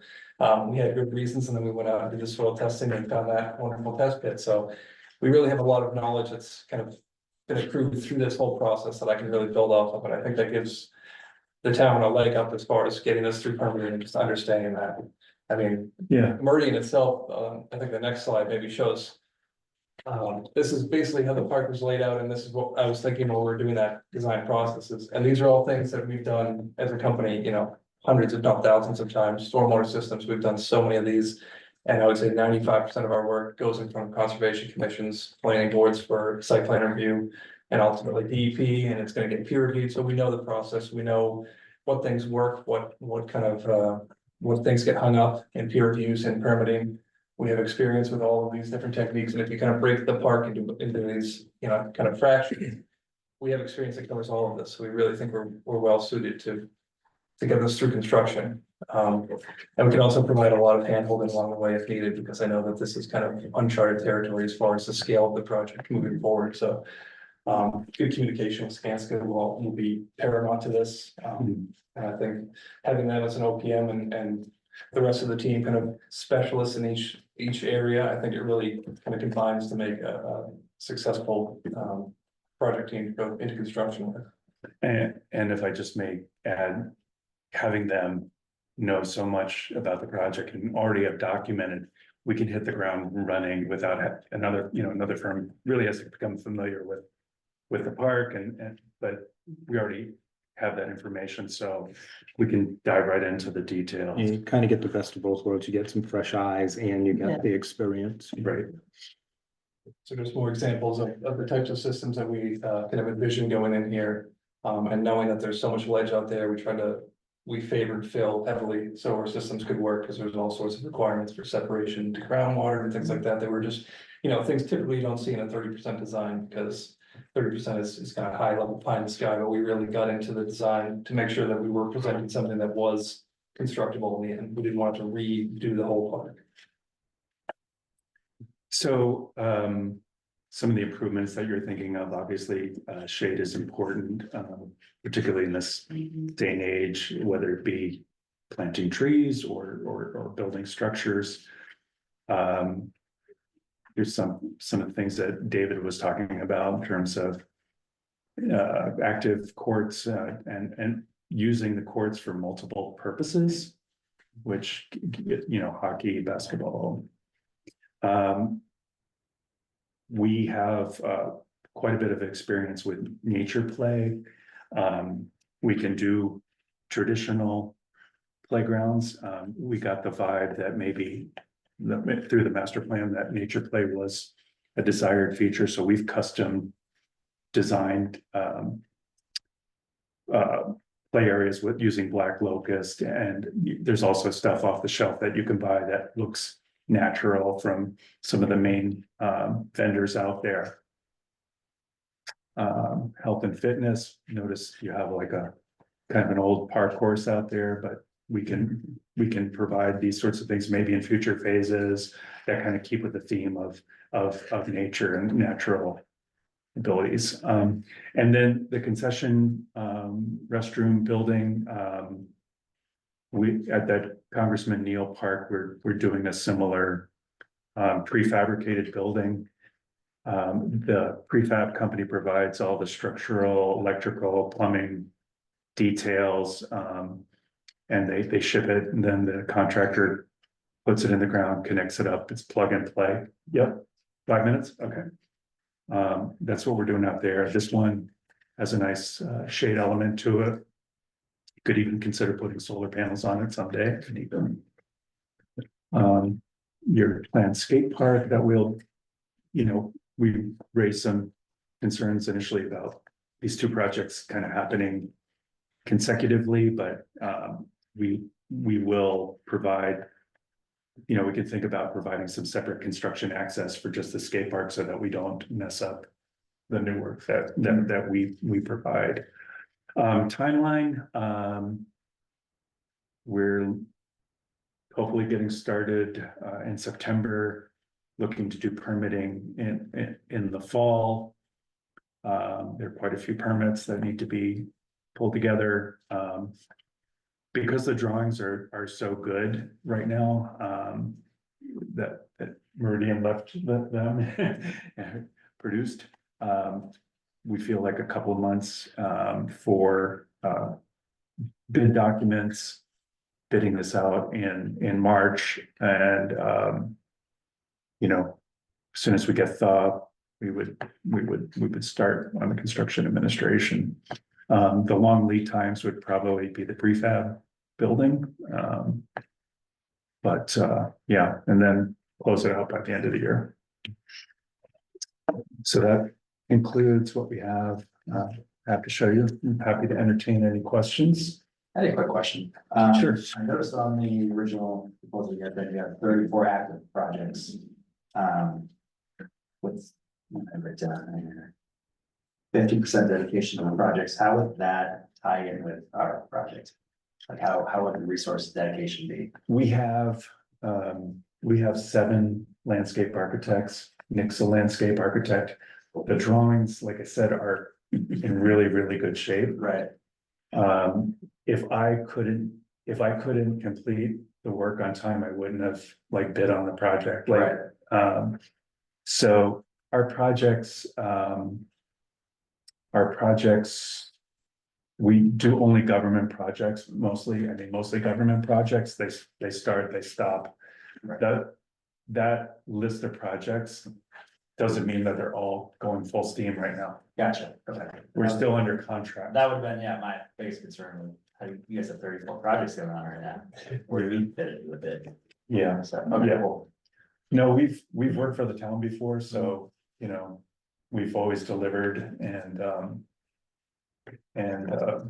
like I said, I don't take out more than I can chew. Sure. This project I've actually, full confession, I've been watching select board meetings for the last 2 years. Watching town meetings, you know, when is it gonna, I think I've emailed Chris a couple times, like. So it's been on our radar for a long time. Cool. We do have some preset questions. We'll ask Tom to lead off on Yep. this. First question, can you commit that the people identified in your org chart will be the individuals assigned to this project for its duration and that they will be available immediately upon execution of the contract? Yes. Describe your team's quality control, quality assurance methodology, and how your approach will minimize construction change orders. We actually have another former BSLA president that works for me. Tom and I were BSLA, Boston Society of Landscape Architects presidents. And we, Full disclosure, Ray and I worked together a lot on BSLA, on professional society issues. not work, Well, yeah. not Design work. And David and I worked at the same firm together probably 20 years ago now. Yeah. Yeah. So after we leave, you can say bad things about us. But I have another, we have a process of TQCC in the office. We have a very Tim Nickerson who will be working on this project. I believe he's in the proposal. He has a lot of technical, he's a certified CSI specification writer.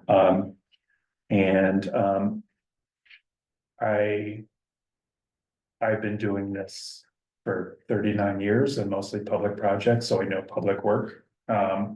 There have been change orders, particularly with unforeseen conditions. But nothing, we rarely have change orders based on our design work. It's either the owner wants to add something to the project or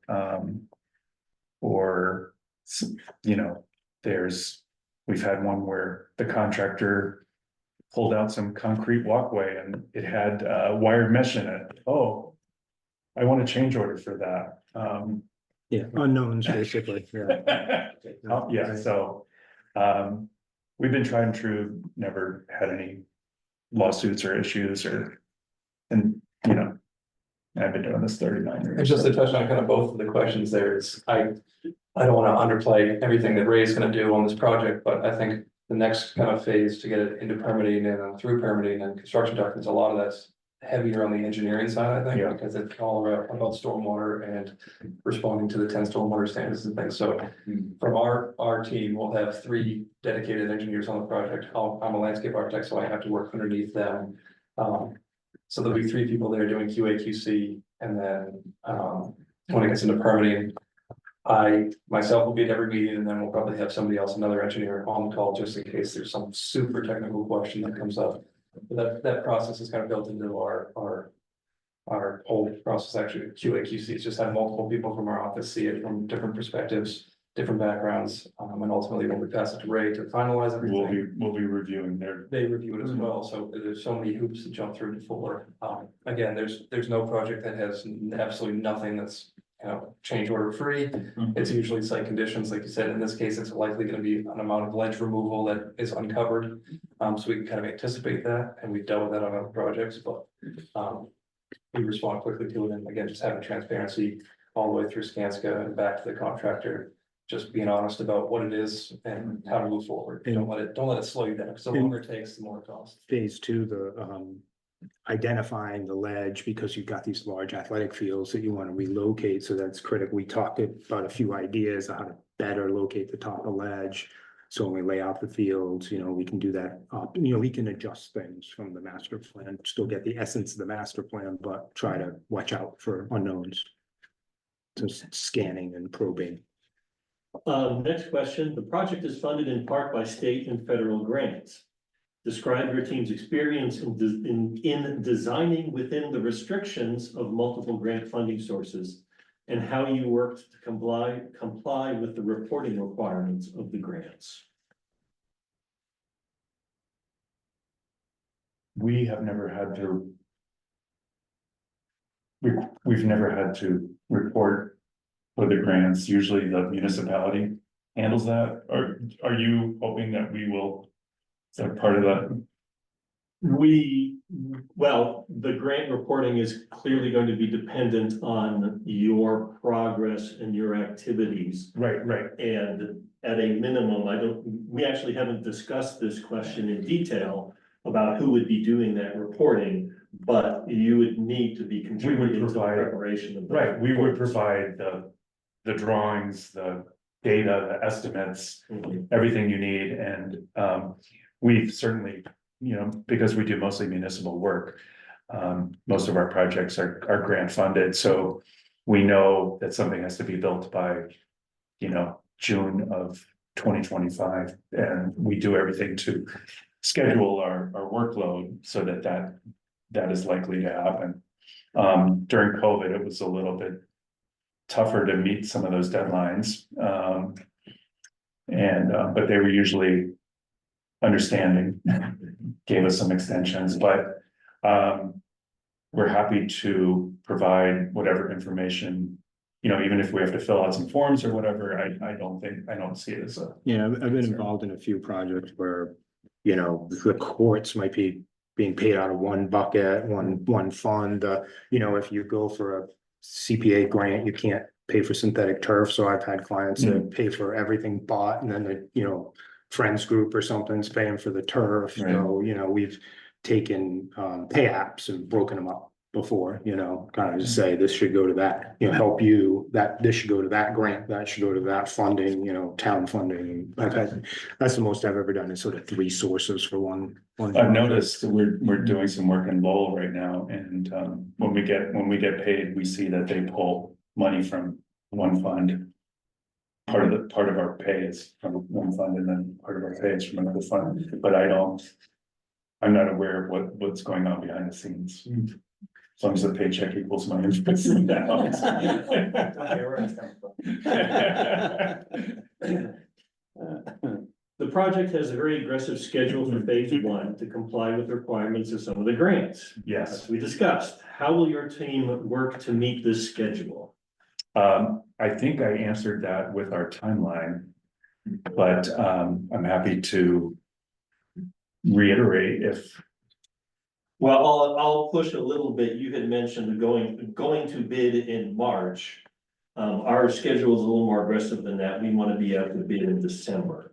yes, So that gives you about 3 months, if I'm doing the math right, to get to a set of contract documents.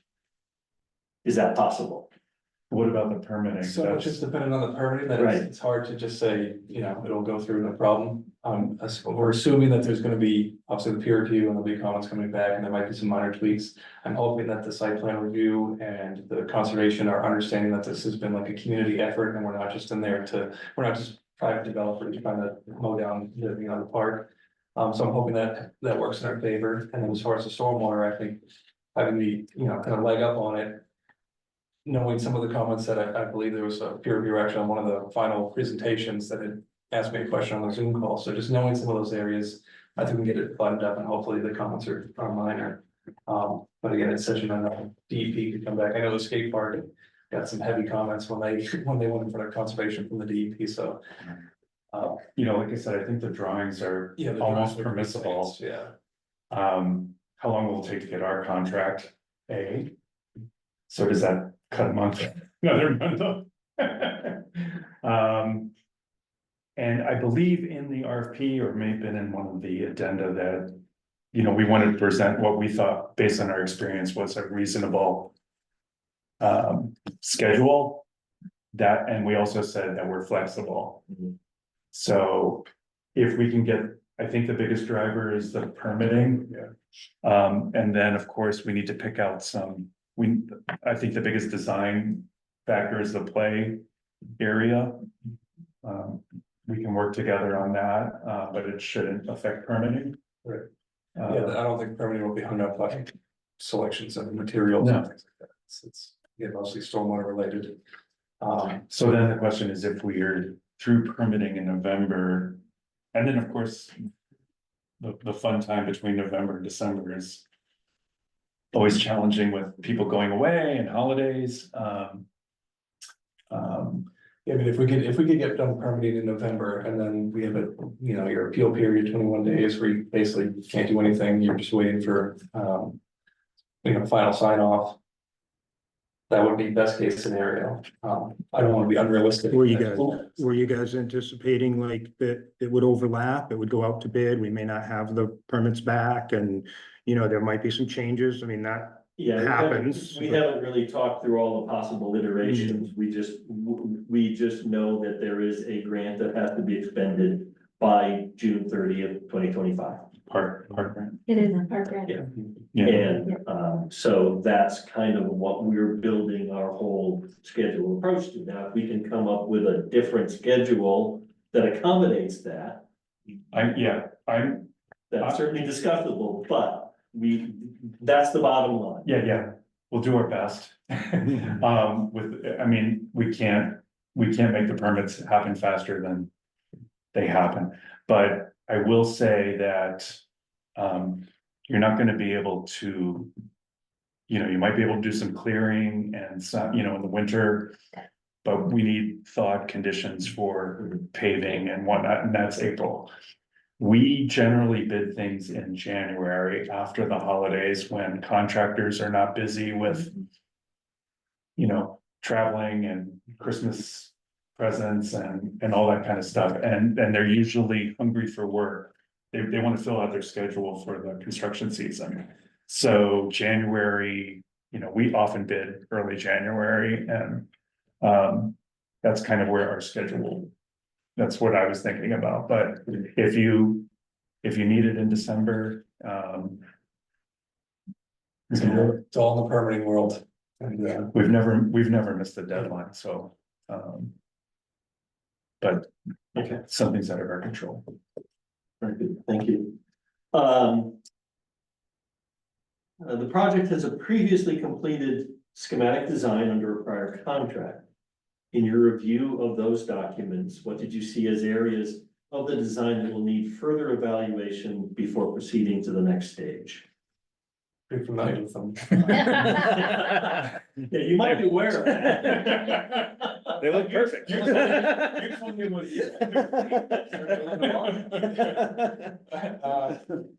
Yes, there's certain areas, I guess the phasing, in the RFP that showed the entire kind of the Mass Ave parking lot as part of the phase, but then it was excluded from the scope. That area is gonna take, kind of, there's like a loose end there in my mind, so just kind of how that integrates with what is, how the park's being accessed currently. The edges, obviously, are just of that perimeter are kind of, in my mind, just floating in space. So just integrating that back in is kind of where we'll focus a lot of the energy. The stormwater does need to be advanced, obviously, it's at 30% right now. But that's really the bulk of it, it's just the stormwater size in that basin. And on the bigger park, the full scope of the park? Yeah, the full scope of the park, it's again, and once we have the systems kind of all sized for phase one, we'll have the same exercise for phase two, because there's multiple systems throughout the park. I know we're gonna tie into the approved septic system that Dillis and Roy did, so there's some coordination there, and then there's also a force main line going up to the Mass Ave. One thing that I just had to ask, and way too technical for this, but I'm gonna ask it anyways. If you have a utility connection proposed to go to the prefab building, which is a force main connection to Mass Ave. And if you choose not to build the parking lot for phase one, then that utility connection is gonna have to be buried below the existing ground, which is gonna put you like 10 feet below where the finish grade of the final parking lot is gonna be. So your utility is gonna be buried like 14 feet deep to get out to Mass Ave, because it was a fill situation where we'd be running through fill originally. So I was a little concerned with how that whole detail is gonna play out and the feasibility of that, because it just tells us that's now more wedge blasting to get to Mass Ave, where it could have been in fill if we chose to do the parking area with it. I know there's obviously money tied to everything, but that was. It's 100% money. Yeah. It is, I mean, that's the reality. I of it, figured that right? was, yeah. And like I alluded to earlier in phase two, is like, we'll look at what the profile wants to be for these fields and kind of work, hand in hand to kind of optimize the grading to kind of, save money on fill and other Yeah. stuff. So that's a level that, we want to go through. So that's some high level things I saw just in this phase. But. Call out. Yeah. Is that something that the town's gonna need to decide, or the commission? No, I mean, we might have to present, I would probably present. This is gonna have options. cost Yeah, implications. there's cost implications, so if we did kind of a little cost estimate for if you wanna go with the trenching option all the way through the ledge, that's gonna be X number of dollars. If you were to build, the parking lot within the next 6 months or a year, whatever it is, that's gonna be X number of dollars, and just kind of weigh those costs, because. At the end of the day, you just make a decision, this is a decision and it's backed up by this cost estimate, and that's what you need to provide to the town to say, we made a good choice, so. So do you do I'm interviewing you now, sorry. Do you do the, We can. do you stub off the sewer, The the existing water sewer. connection? No, the one for the new restroom. Yeah, so that's gonna go. I mean, it'll get stubbed off when they get it, and then this is really deep technical talking, but. No, but I mean, like, instead of going all the way to Mass Ave, you just wait for, you don't use that. Yeah, I guess you could have, bathrooms. It's not operational. Operable until, Or you, The or next you, phase or happens. we put the pad down yeah. and wait there's- until that phase. There's a lot of options we can explore there. Obviously, you're gonna need power to the park though, so that one is coming off of a pole, but still that was anticipated to be buried. If you can share a trench, that's always good. So there's some cost savings there if we do it. And, option A versus option B, but we'll have to kind of iron it out when we get In into. 2 weeks. Yeah, before we go to the permit, we'll know. So, The last question is, please describe your team's experience with Army Corps water quality permitting. So we've done Army Corps permitting, we've done chapter 91 permitting, water quality, not so much. That's something we would typically sub out. We do have soil evaluators, but that's not gonna help us. And when I did lay out the boardwalk for the project, I reached out to a company to kind of get a ballpark price. And we worked through kind of how they would approach it, and they want to go with the helical pile method, which just the other day I was like, well, if there's this much ledge out here, I don't know if helical piles are gonna be as easy as anyone thinks, so. We're hoping to minimize disturbance as much as possible on the boardwalk. And hopefully that just makes the Army Corps permitting a little bit easier. But again, luckily that's in phase 2, so that won't, hopefully it doesn't slow down the permitting for the phase 1. I think permitting for phase 2 will be a lot harder just because there's bigger areas. I know the dog park is a concern of extra nitrogen runoff. And then there's a boat launch going on there, so. Ray and I both have experience with Yeah. boardwalks too, so we can kind of help a little bit with that. You'll be surprised that some crazies come out of the woodwork for things like that. We had a project that we thought we were gonna build low and no railings, and we ended up having to raise it because people commented. And there's a state guideline on how to do boardwalks and the shadows and maintaining the plant material and all that kind of stuff. So there's some nuance to that Ray and I both have a lot of experience with. Okay, questions from the? I think you kind of addressed it already, but obviously the skate park going in. But just the interaction, how you go about that interaction with a completely separate entity.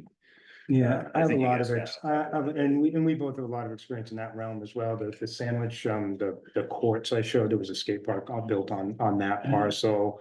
I used to manage a group that had a sports group that had a group of skate park designers within it, so I'm kind of well versed in all the construction that goes along with that. So, Yeah, it's just, you don't want to mess up what you just built.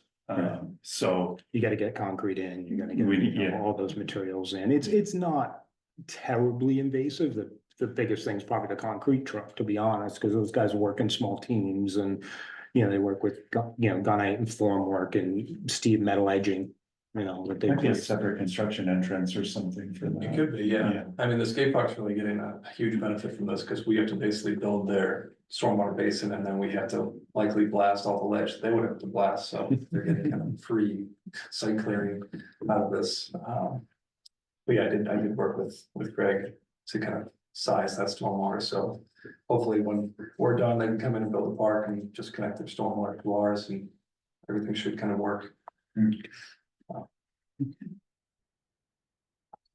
Right, Tim? That question's done. Okay, quick question, dealing with, trying to find the additional funding for the rest of the project. We have a special town meeting coming up in November. We're gonna be asking for the remaining funding. So 2 concerns is how do we get a dollar number that we feel comfortable with to present for that funding request in time for the November town meeting? That's the first part. Second part is how can you help us get information out to the public in advance of that town meeting, so the public knows, kind of re-educate them in terms of what Marshall Park will be. And, why is it costing as much as it is, and what will it provide the community in return? Yeah, we've done communication outreach, either providing a QR code or something that people, town hall or the library, or, the future of Marshall Park, where they can find, a landing site that will provide all that information. I know that when I worked on the School Street project, Heather set up a landing page for us, and we could put our renderings and news feeds. I'm sure we could work with Julie on maintaining that. But the QR code is kind of a nifty, like you could even put the handout at the schools does a really good job. Homeroom, hit them with a handout, Yeah, exactly. bring it Yeah. home. But the cell phone technology is. Maybe we could do a Lunenburg access kind of Marshall Park update channel. Yes. You could put it, you could actually, scan, you could put on your access channel the QR code actually, as they scan your This- computer. The skate park advocates are already organized, right? So use them as an avenue. The phase one is gonna help get the skate park built. The poles up at the center, like they're collecting Yeah. the tolls at they make it always hand out the QR codes. Yes. So we asking for money, right? We have an in-house graphic designer who's not a landscape architect, but a graphic designer, who puts together all of our flyers and QR codes and Marketing. stuff, media, yeah. As far as the cost for phase two, I mean, you're gonna get a schedule of values for phase one from the contractor, and then if we wanna, that's the number they're gonna use. So if we have that number and then we make, kind of, revise the cost estimate for phase two work, that gives you a better picture of what the costs are gonna be.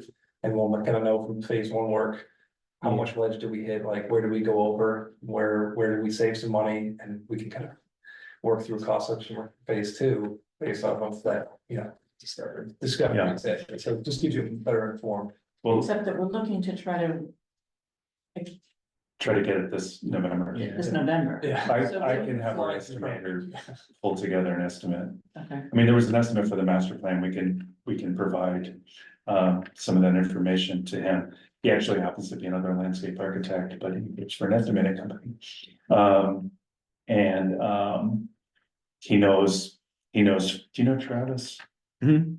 So he knows, he works with a lot of sports field A lot of companies. parks, yeah, A lot of parks. does estimating for a lot of parks, which, sometimes he does a great job with athletic Yeah. stuff, courts and stuff. A lot of estimating firms don't.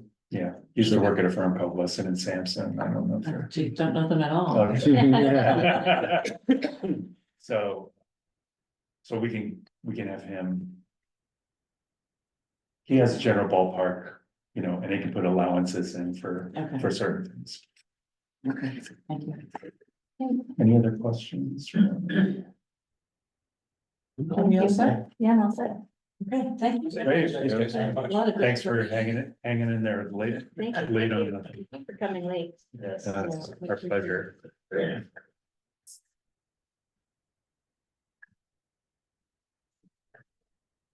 Very nice to meet you all. Nice to meet you. Yeah. You're nice. Good luck on your deliberations. Thank you. Thank you. Nice to meet you. Thank you. Thank you. Nice to meet you. Nice to meet you. Yeah, I'll leave you with. Oh, Thank you. yeah. Yeah. Nice to meet you. Very nice to meet you. Thanks, Nick. Good meeting. See you. Yeah. Good to see you. It's been a while. I sort of don't like the, I know. Be sad. I know.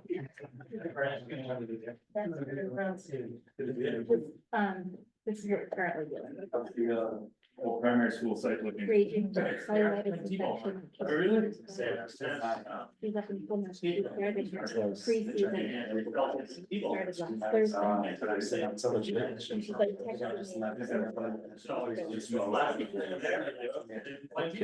Good. Stuff being away that way too.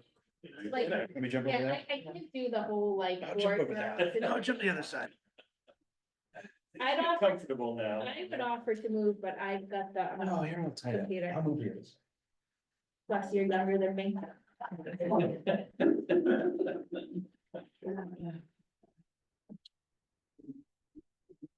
Right.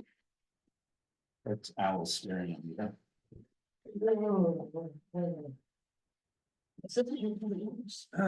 gonna need those inserts. Maybe. Maybe. Maybe. Yeah. Go with that. I did put together a quick spreadsheet to show the results of the references. I also emailed the compiled references to Anita, so she can distribute those.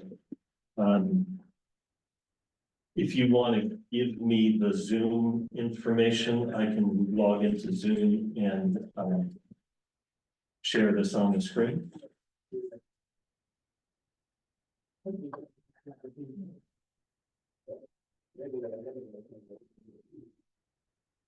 Shocked when people realize that the caves are blocked. How many people are going over there to look at it? Yeah. Well, if they get it, we'll let you know. I had several people come to me and say, oh, what happened? Why are they locked now? I didn't get to see them before they were locked. We can unlock them. Oh, yes, I can. No, we put up a door with a lock and nobody can get in. Come on, Tim. I don't know. I don't know where your house is at, like. I'm tired. At the moment, I don't have the key, but. It's anybody over. Bolt cutters. The only key right now is held by the fire captains. Okay. It's also important that if anyone found a way in, they have. Be able to get them out, for sure. Oh, you want me to let you in, Tom? If you would be so kind. We're so kind.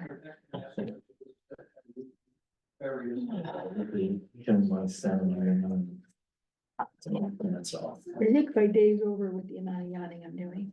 Yeah, I know it's a long meeting, guys, I apologize, but. Okay. He's that, so let me share.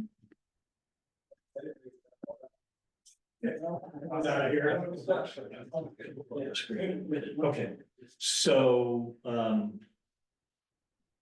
couple of corrections to my previous statements. We received two references on Fuss O'Neill, one on Nesra and 3 on RDL. The scores. The 5 questions we asked them were about their communications abilities and effectiveness, their control of budget, both construction and design budgets, the quality of the documents, there's control of the schedule, and their construction administration, effectiveness and involvement.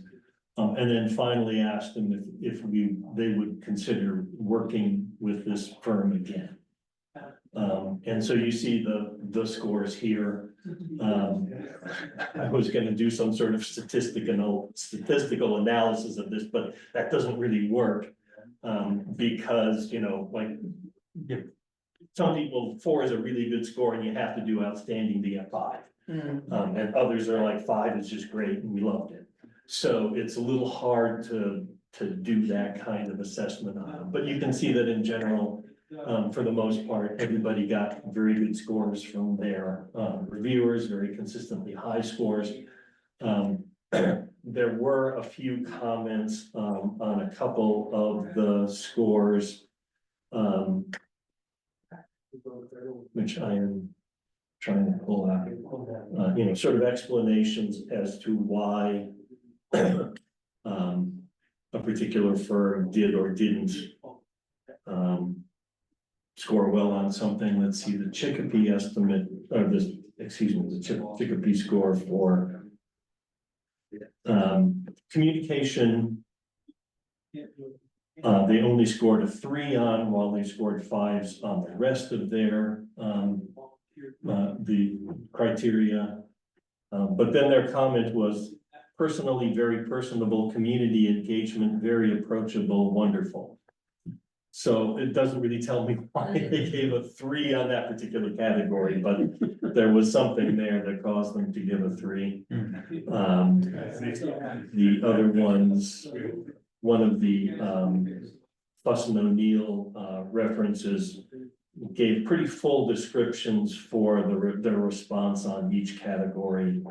But again, they scored 5s on everything except 4. They said the applicant provided good administrative budget support in terms of clear and transparent invoicing. There was never an issue with cost overruns.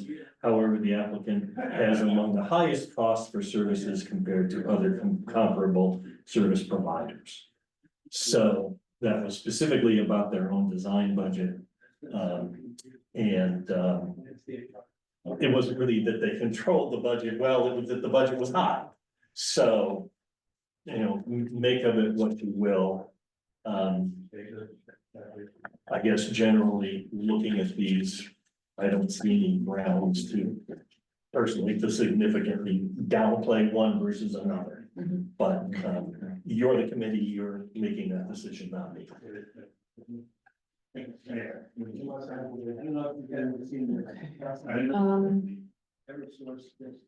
So if we're just gonna treat them all equally, as we mentioned earlier, it doesn't really change the ranking from what we had established before, which Fuss and O'Neill had the highest no, excuse me, Nestor had the highest ranking at 91. These are total scores. Boston and Lee had 90 and RGLA had 87. But, you know, that's why we have the interview process, because, you know, where we, you know, might be looking at the documents. It makes a huge difference in terms of, you know, how we interact with them during the interviews. And, you know, the interview process has just as much impact, if not more, sometimes than paper proposals. So, does anybody have any thoughts out there in terms of what you're thinking your top choice firm might be and why?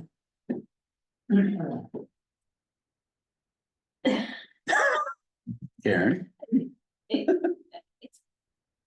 I'm just gonna punch you in at 9 o'clock, but, Let me go first. yeah, I say I like Nesbro. They're still my top choice, mainly for the fact that the scope of what we've outlined is legit. Their bread and butter business, like you mentioned, and I don't know, I just got a good vibe from him, just his demeanor and the questions he answered, or the answers to our questions, I felt were, I don't know, adequate. And sometimes I feel like from the other folks, I was getting a little bit of a vague runaround. That's all. so I liked Nezra as well. And I liked Fussin O'Neill and I liked Nezra. I think the one thing, and Tom, you can tell me if I'm just sort of going in the wrong direction, is one of the things that I liked about Nezra is they seem to have, they're using subcontractors and they're not all internal, so there's better peer review when it comes to overall of the project, to be able to catch things as versus. That's one of the things I ducked them in on my evaluate, but I didn't duck them, but I called it out. I was like, they didn't mention any subcontractors for the presentation that they did initially. That's all. But that's just one thing going through their proposal. I was like, where's their subcontractor list? But then they showed it to me on that presentation. So I was like, okay. Assuming I can find wrong with their setup. I mean, if it was just these two in front of me, I'm not sure we go wrong with either one. One obviously knows our project very well, but at the same time, I feel like Nezra's, some of their questions and just the way they presented themselves, I liked all of They that. seem to have a lot of experience with the bidding and all that stuff and the grants and a lot of the legwork, I would say that we're not too privy to or familiar with for that matter. How much of a concern, my concern, I think, with Nestor, I don't know if it's a valid concern, if they don't know the business as well, but the cost estimating sort of aspect of it, that's done. It just, that was the one thing that just seemed like it was like, yeah, we figure it out, we do it. You know, like, whereas the others like, oh, we have a guy, and we have a guy, and this Nestor just seemed a little bit looser in that, and I don't know if that's a valid concern or not, true, just. You know, Actually, what I thought was when they described it made me feel better, because, you know, I liked the approach that they were going to use in terms of getting those numbers up to more current data. They had past projects where they were gonna take, you know, cost per item and then apply an escalator, you know, a cost increase. And then, you know, have an established basis for putting new numbers associated with each item. That to me seemed a very legitimate approach, but. Okay. That's, I don't, from that's you know, a statement that I don't understand it, just in my, you know, in my brain, it just seemed a little more vague and there wasn't a go-to, like you know, like the fact that there was a guy, you went to a guy or two people and this is where we're gonna get our numbers from kind of deal. This is this person's specialty is kind of deal, where it didn't seem like they had someone that was really in their wheelhouse per se. But they were gonna figure it out. So, If I can react to that a little bit. yeah, please. Using cost data directly from bids is not necessarily the best approach. Because contractors, either if they're doing unit price bids or if they're doing schedule of values, can manipulate those numbers so that it's not necessarily reflecting the actual cost of the item per se. You can, all kinds of games get played. In that process. I was quite good at it. Uh, Well, You you know, know, too, if there's an adult that we know is likely not gonna make it, Yeah. you're gonna play with that price, because you know it's gonna get cut. Like I said, there are a lot of games you can play, if you know the history, do you have an idea of how something is likely to play out? if you're doing a unit price bid and you know one item is very unlikely to get increased in its quantity, and you know another item is very likely to get increased in its quantity, you manage the costs that you bid on those two items so that you, if that one item gets increased, you get more paid more for it. The same thing with schedule of values, which is if you do a lump sum bid, we require the contractors to provide a schedule of values, which is basically a breakdown of all the items in the job and how much each one of those costs. And those can be complete science fiction. Because again, we want numbers. What items are we delivering first? Okay, we're gonna put more of a schedule of values into more costs into the schedule of values for those, so we get more money up front. So there are games that can be played with that. Having said that, it is, frankly, all cost estimators will use that data to some level, greater or lesser extent, to build their current pricing. Cost consultants will typically be talking on a daily basis with a number of contractors about, hey, you know, what are you getting for rock removal? What are you getting for drain line installation, blah, blah, blah. And they have a larger portfolio of projects that they have estimated and bid so that they will get better pricing collectively from that. The science is in what you do with all of that data that you collect, if you really believe it or not, and how you adjust it for current market and the specifics of that project. So personally, I am more comfortable with an outside estimator than doing things in-house, because that's a person who is dedicated to doing that as their full-time job. But that doesn't necessarily say that an outside estimator is going to be exactly accurate every single time. So. Good clarification. I think something that's important to remember too is when it comes to peer review, there really needs to be more than one peer review. You know, the one that they're talking is more gonna be code compliance, doesn't work, but there also needs to be peer review back with the end user group. Because none of you guys do construction. So when you're looking at a set of plans, you're not gonna see it, sorry, Karen does quite a bit. Karen does You know, Karen's you know, big. what Tom or I see when we look at a plan is very different than someone who doesn't do it every day. So there's gotta be a peer review on the code side, there's gotta be something on our side. You know, I'm gonna do it regardless, just because I came from that design build world, and that's what I look for. And the biggest thing that's gonna sink the project is gonna be the change orders. And it's kind of the game of contractors in public work, is they look for the holes, they go in screaming low, and then we're contractually obligated to go with them in the change orders, as long as it doesn't exceed 25% of the budget. So there's a lot of games that are played there, and there's contractors that are famous for it, so I think the peer review is huge. And your experience may be different. When I've seen peer review from other architects in the past, they catch one thing, check the box, send it back. So there's, depending on the firm, it could be advantages to in-house, it could be advantages to not doing in-house. You know, I don't know all the players, so I can't say which is better in this situation. But it's important to consider. I generally like to have a certain number of consultants, because then you are getting people who are expert at that one thing.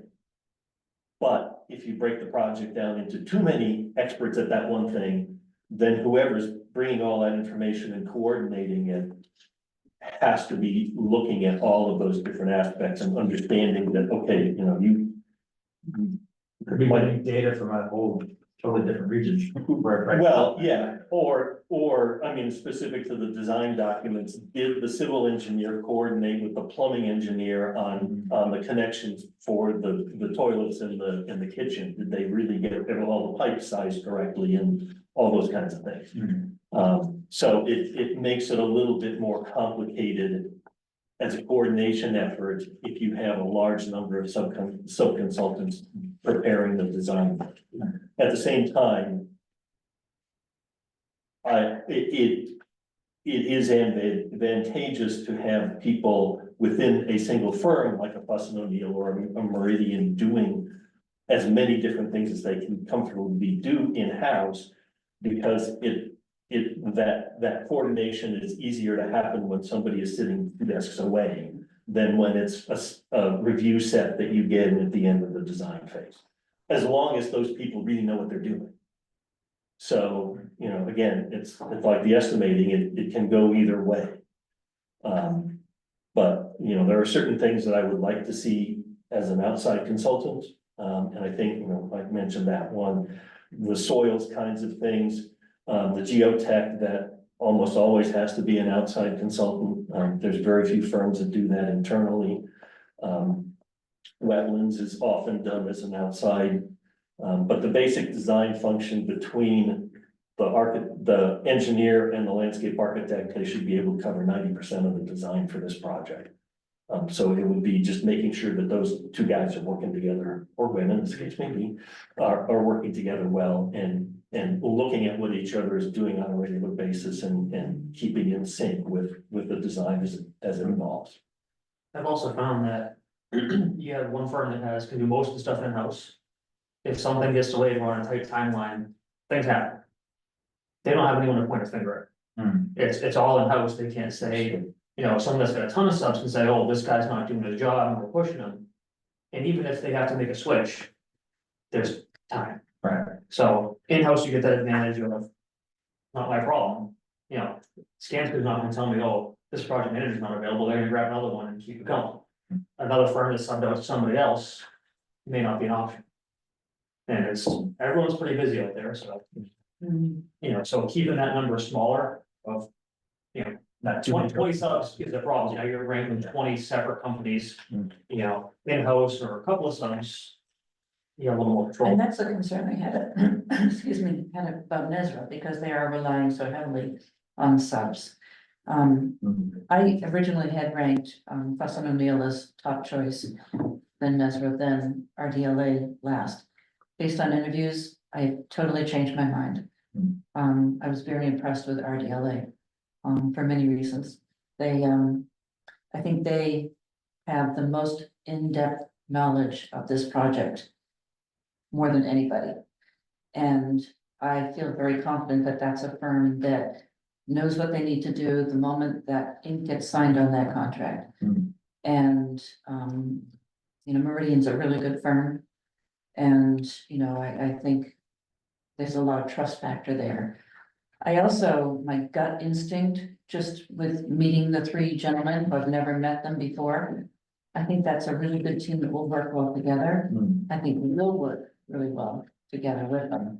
I also like that there's some past history with Tom, with some of those individuals, because that's gonna really kind of guarantee some good communication between our OPM and the design firm, which is key. I didn't tell you what that history was. So you know the good. Is there something we should know? No, they're very good. They're very good at what they do.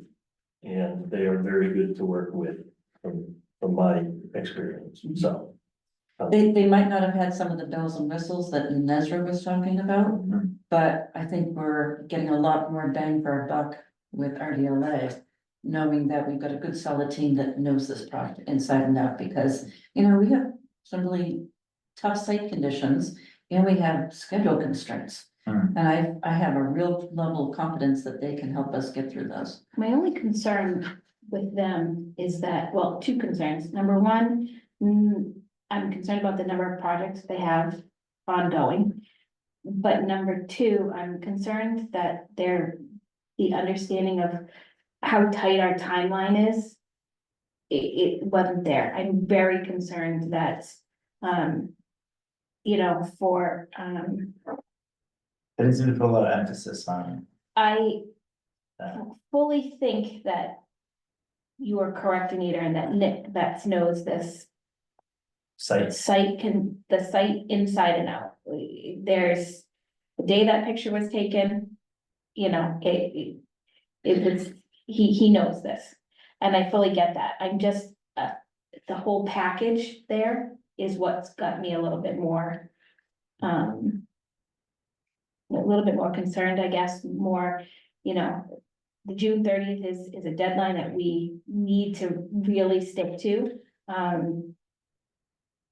And because of that, I think that there's a lot of other pieces, and yes, I understand that permitting could hold things up. But I think there needs to be some sort of understanding from them that there is this deadline that's moving, that we don't have from, you know, our construction build date can't be from May through October. It really needs to start earlier than that. But on that permitting, RDLA is the one team that can get that permitting process started faster and therefore minimize some of the concerns that permitting might be the thing that would screw up our schedule. Yeah, they answered it honestly. The rest of them said, yep, it can Yes. be done. Right, that was my I've been point. told that 100 times, and They were the ones that said, well, I mean, They were- we're gonna do, like, I They stood up for appreciated this. the, Yeah, yeah. I don't get votes since I'm not part of the commission, but in my mind, the continuity of either Fuss and O'Neill or RDLA is huge for the timeline. Those are the two that I had from the get-go, like when I mean, my scores of both of them were the same, in the initial packets, I wrote across the bottom of each rubric kind of deal, and I kind of went Fuss O'Neill, RDLA, and then Nesra. oh, was my- speaking of which, did you guys bring your individual sheets? No. Okay, we'll get them, each one. So I kind of wrote like across the bottom and just kind of Yeah. ranked them across, like if they were both threes, but. If they were if they were to the left, they were a higher three than like you almost want to go 3.5 kind of deal with it. Reload three. So, right, so I kind of, you know, and I was Fuss O'Neill, RDLA, and then Nesra. And I went back and kind of looked at Nesra again because they scored better. I was like, so I was like, what did I miss? But my opinion still didn't change a lot. I felt like their packet was incomplete.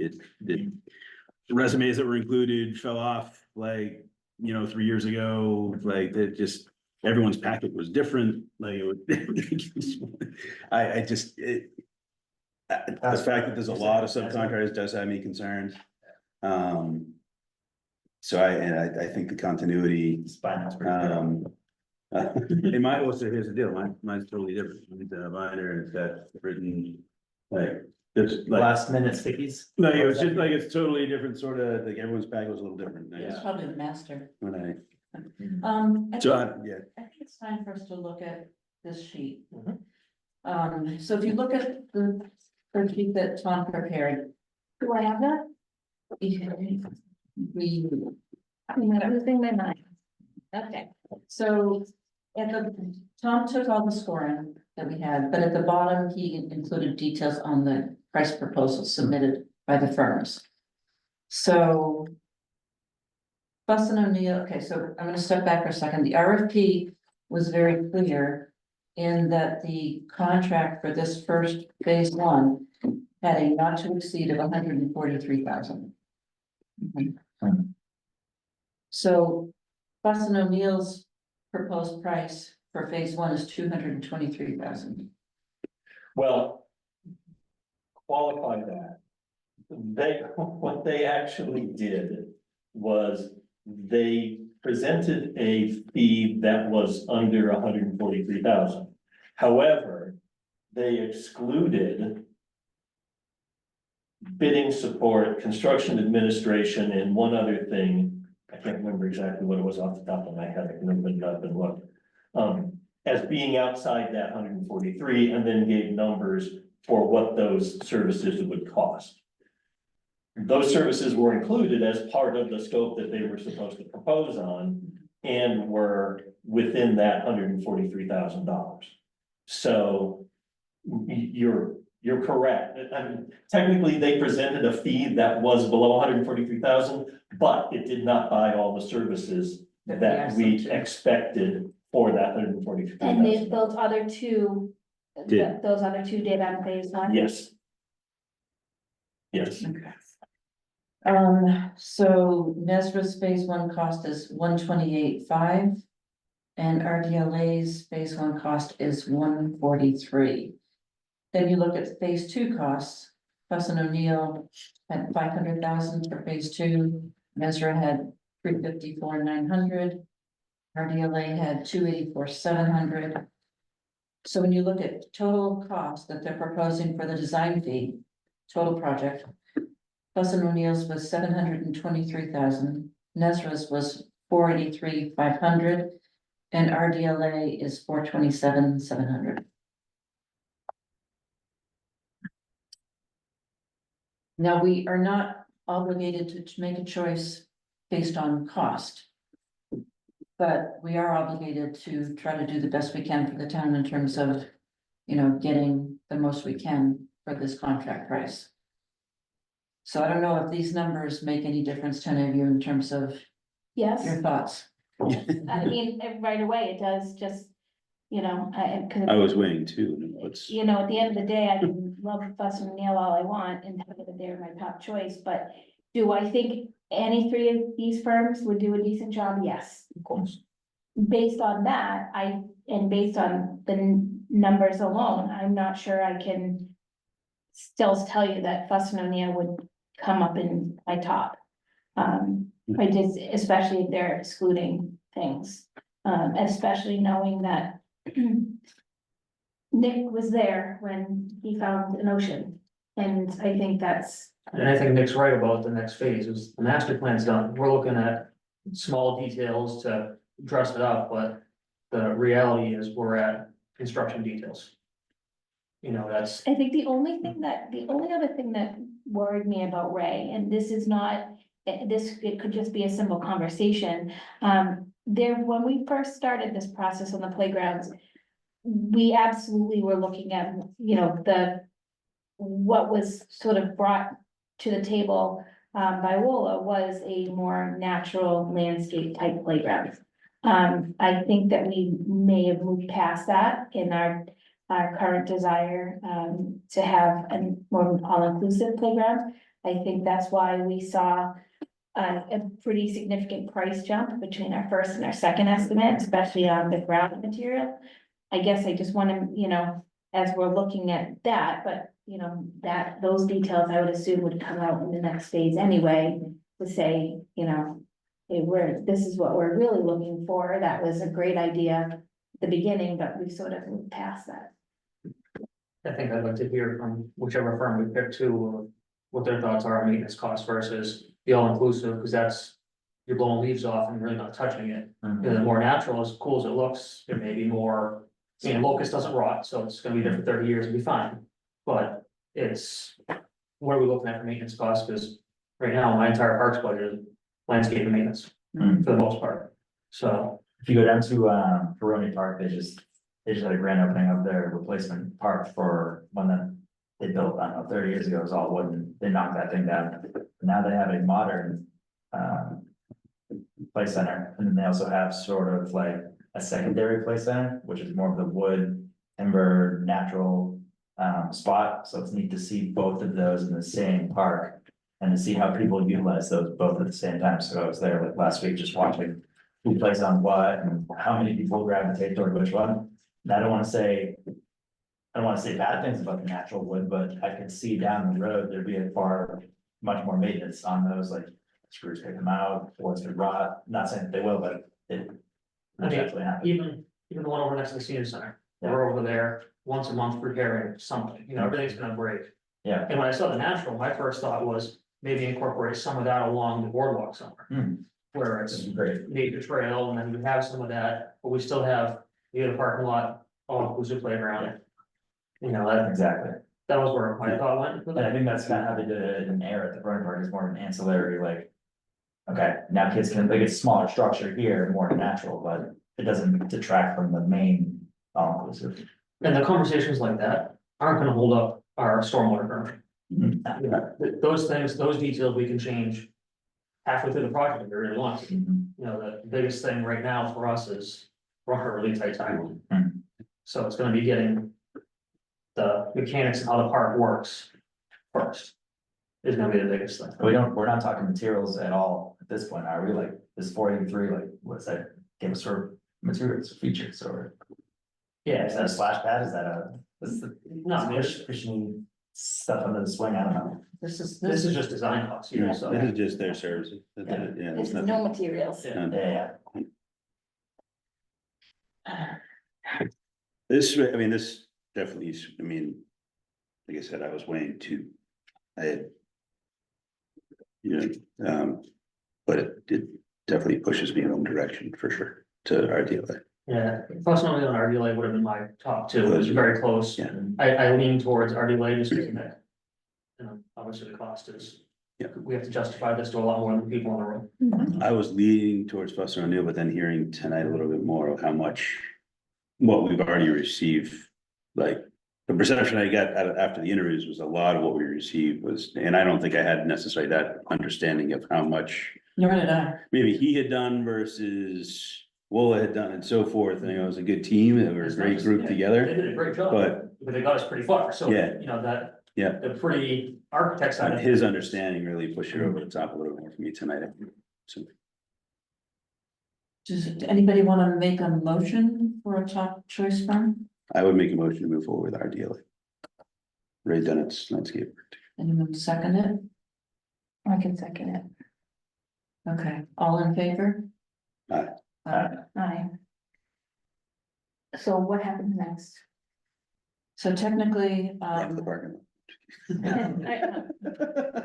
we. It's very close to that time. We give the information back to Julie. And she will work with the interim town manager to get that contract going with the firm. Can we please, I don't know how to do it, but we can't let it take as long as it took to get on. No, there's We just don't have the time. I don't know how to stress to them that we just don't have. I have a meeting already set up with Carter for Monday. So the other advantage of RDLA, and we didn't really sort of talk about the mandatory submission requirements.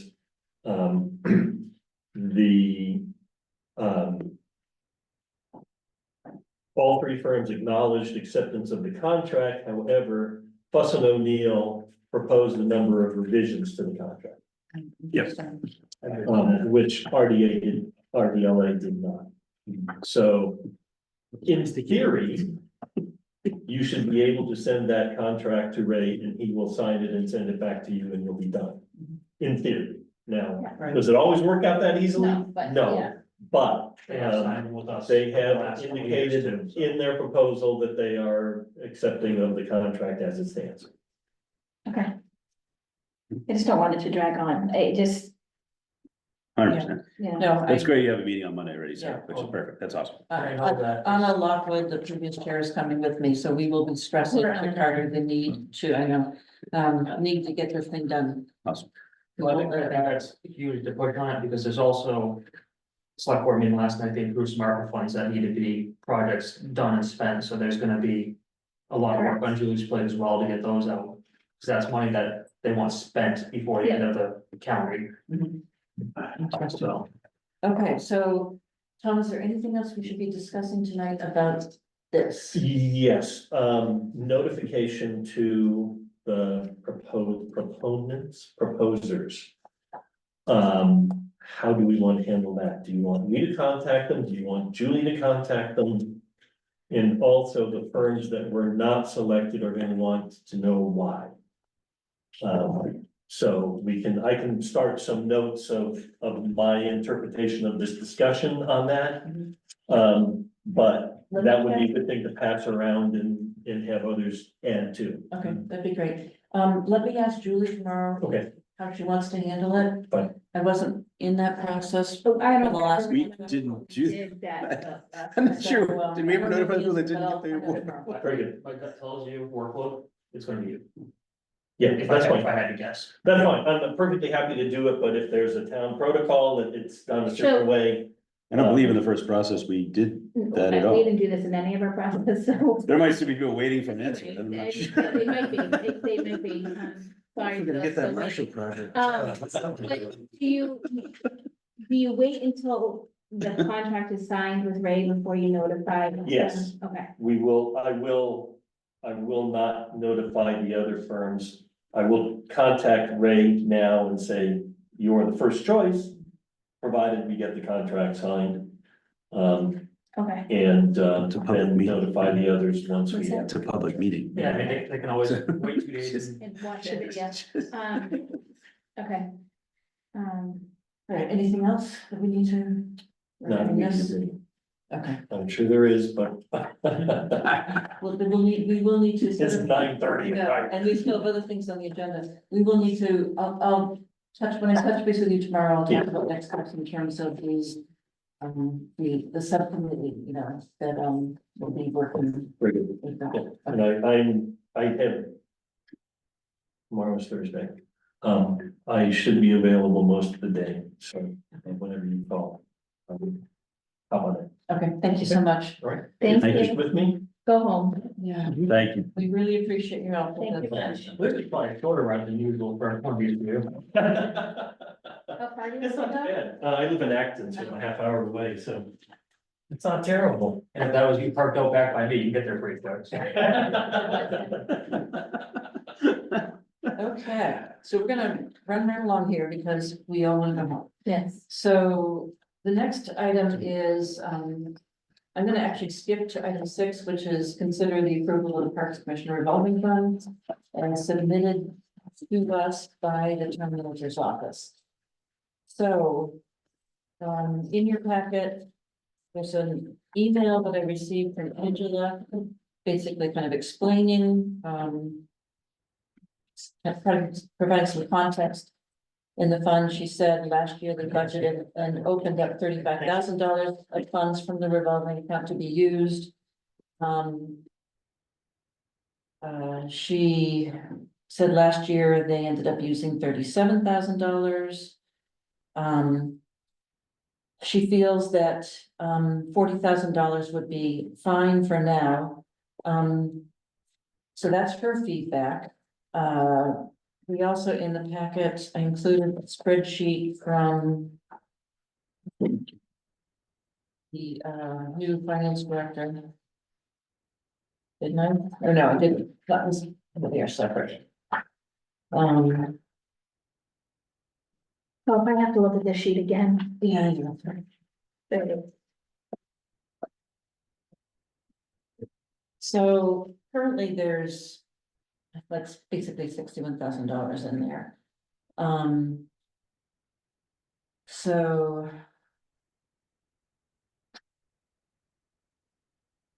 All right. The question here though becomes, if we're seriously considering increasing the director's hours. The $40,000 obviously won't be enough. I did check with the finance director, he said that we could start with the $40,000, and if we find ourselves able to move ahead with increasing the hours for the rec director out of this fund, then it would just be another vote of this commission and notify him and give signatures again on that higher amount when we're ready for that. So we don't need to feel like we're shoehorning ourselves in by approving the $40,000 now. It has the ability to be. So lent. all of that, correct, and all of that said, though, one thing that I will point out after looking at this gosh darn spreadsheet for more than my fair share of hours today, that $60,976, that's the account balance. That's at the end of fiscal year 24. That doesn't include the 35, hopefully thousand that we bring in revenues between now and the end of the fiscal year. So I don't want to say I jumped the gun when I called you in a panic this morning going, we don't have enough money. But the reality is we should be bringing in approximately 35,000 between now and the end of fiscal year 25, which would be at the disposal of the commission. So the chances of that money would be there. I would like to point out too that the 40 is, we're not spending 40 and taking nothing in. It's the ins and outs, it's we pay the Yes. vendors and it comes in. And when Angela came to me, part of my reasoning of leaving the 40 is, as I'm sure some of you are aware, we've had all kinds of munis issues and getting vendors paid, so if my rec hasn't deposited money yet, all of a sudden we can't pay a vendor because we didn't put enough money. Right. It's not that we're gonna spend 40 and not make the 40, it's just to have the money available. The only thing I'm gonna say, and I think over the next couple of days, it'll become, I'll have a better picture, because again, I spoke with Ezzy multiple times today, I'm going in tomorrow, I've looked at these spreadsheets, I've got Angela's emails, is that this revolving account, I'm not saying it's not, that somebody's not doing a good job in trying to manage the money, but I think it needs to come in front of us more often to look at. And I'll give you an example, and this is from, the list of purchases services that we had that came out of our revolving account. When I'm running through this, I'm seeing things like gentle flow yoga classes, that should be coming out of the line item that was for new salaries and programming, which was up to, or I think it was at 5,000. I don't know how much of that is expended and not expended. But there were, you know, a few of those in there. There was something else. There was, you know, some stuff that people could argue might be more purchase a service that should come out of an operating budget versus the revolving account. I just think that we need to do, if we're gonna, whether we approve this tonight or not, I think that we need to, as a commission, be looking at this more often to take a deeper dive and where the money's going and how it's being spent.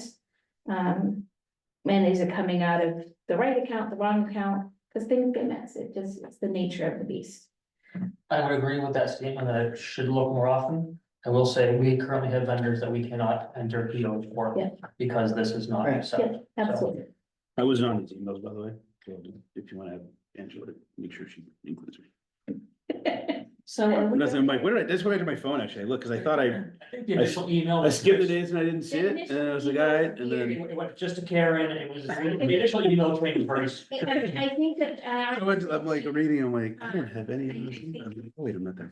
from Anita or me as the clerk, that something should probably be sent out to town hall. And so that Annie, Ezekiel and Carter to say, this is the current Parks Commission and this is who the people are, because there was something else that came out that went to Sam over at the DPW. And I'm like, oh, that's just, no, that doesn't go to her anymore. So there was that sort of missing link there too. I don't have a problem with this. I think I feel a little bit better after literally looking at these all day. To say that I think that we will be able to build this account back up and still probably be able to fund our, you know, an increase of hours. But yeah, my only commentary is I just think we need to be making sure that things are the ins and outs into the right accounts and, you know, What that money's being used for. yeah. The last couple of years, we had some pretty big expenditures too, that we had to dip into it to cover, you know, repairs of the beach house. Which is what Repairs of Marshall. we expected, and that's, again, I'm meeting with Ezzy tomorrow, and I was going to ask him for what some of these numbers were, because there's some years, I think really the only thing that came out of our revolving account was some salaries and the big ticket items of like the beach house and stuff. But yeah, no, I mean, I don't have an issue with doing this. I think our vendors need to get paid. I think that we, you know, need to do better as a town in making sure that they're getting paid on time, because these vendors then have to pay their employees. And it's those employees that suffer when they're If not they can getting do paid. work, they're not gonna wanna come back to us. Correct, Yeah. correct. The other, I mean, I think one of the other reasons why there's a delay right now is that, Angela had just recently, I think within the last week or so, requested that the funds be released. Yeah, So, revolving accounts with all is where we compared to our regular. bill. right, and so, I think she's kind of learned now that that's something that she should do right as soon as the new year, fiscal year starts. Mhm. So that this will be happening a lot more quickly. Seamlessly. And in the beginning of the fiscal year, not 6 weeks into it. So that's, just lesson learned type thing. Okay, so I'm gonna take a motion to approve this. This is all related to the DocuSign email stuff that we have, so, okay, all right.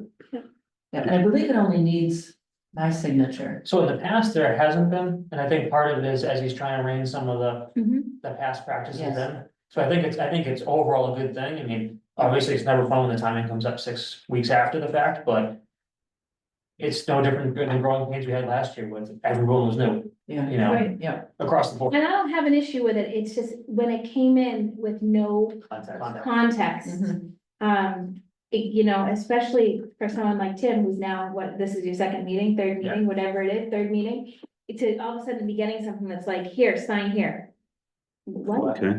like. Yeah, give it to me, I'll sign it. more context, But, so did you motion that? I did not, but I'll make a motion to approve the Parks Commission revolving fund as submitted to the chair by the town manager's office. I can second that. okay, all in favor? Aye. Okay, so I'm going to, I'm gonna sign that DocuSign thing tonight. Well. So we And don't, I don't think the rest of you You're all need to gonna, do that. I just did it, cause I think we're still gonna get emails until it's done. So if you wanna stop getting emails, go ahead, it All right. literally, you clicked on it and it just. All right, well, then everyone go ahead and sign it, and tonight, if you can, or first thing tomorrow morning, and then, because Angela really does need to get those purchase orders started. Plus, Angela's not here tomorrow anyway, but. Yeah. Okay, next thing on the agenda. On the agenda.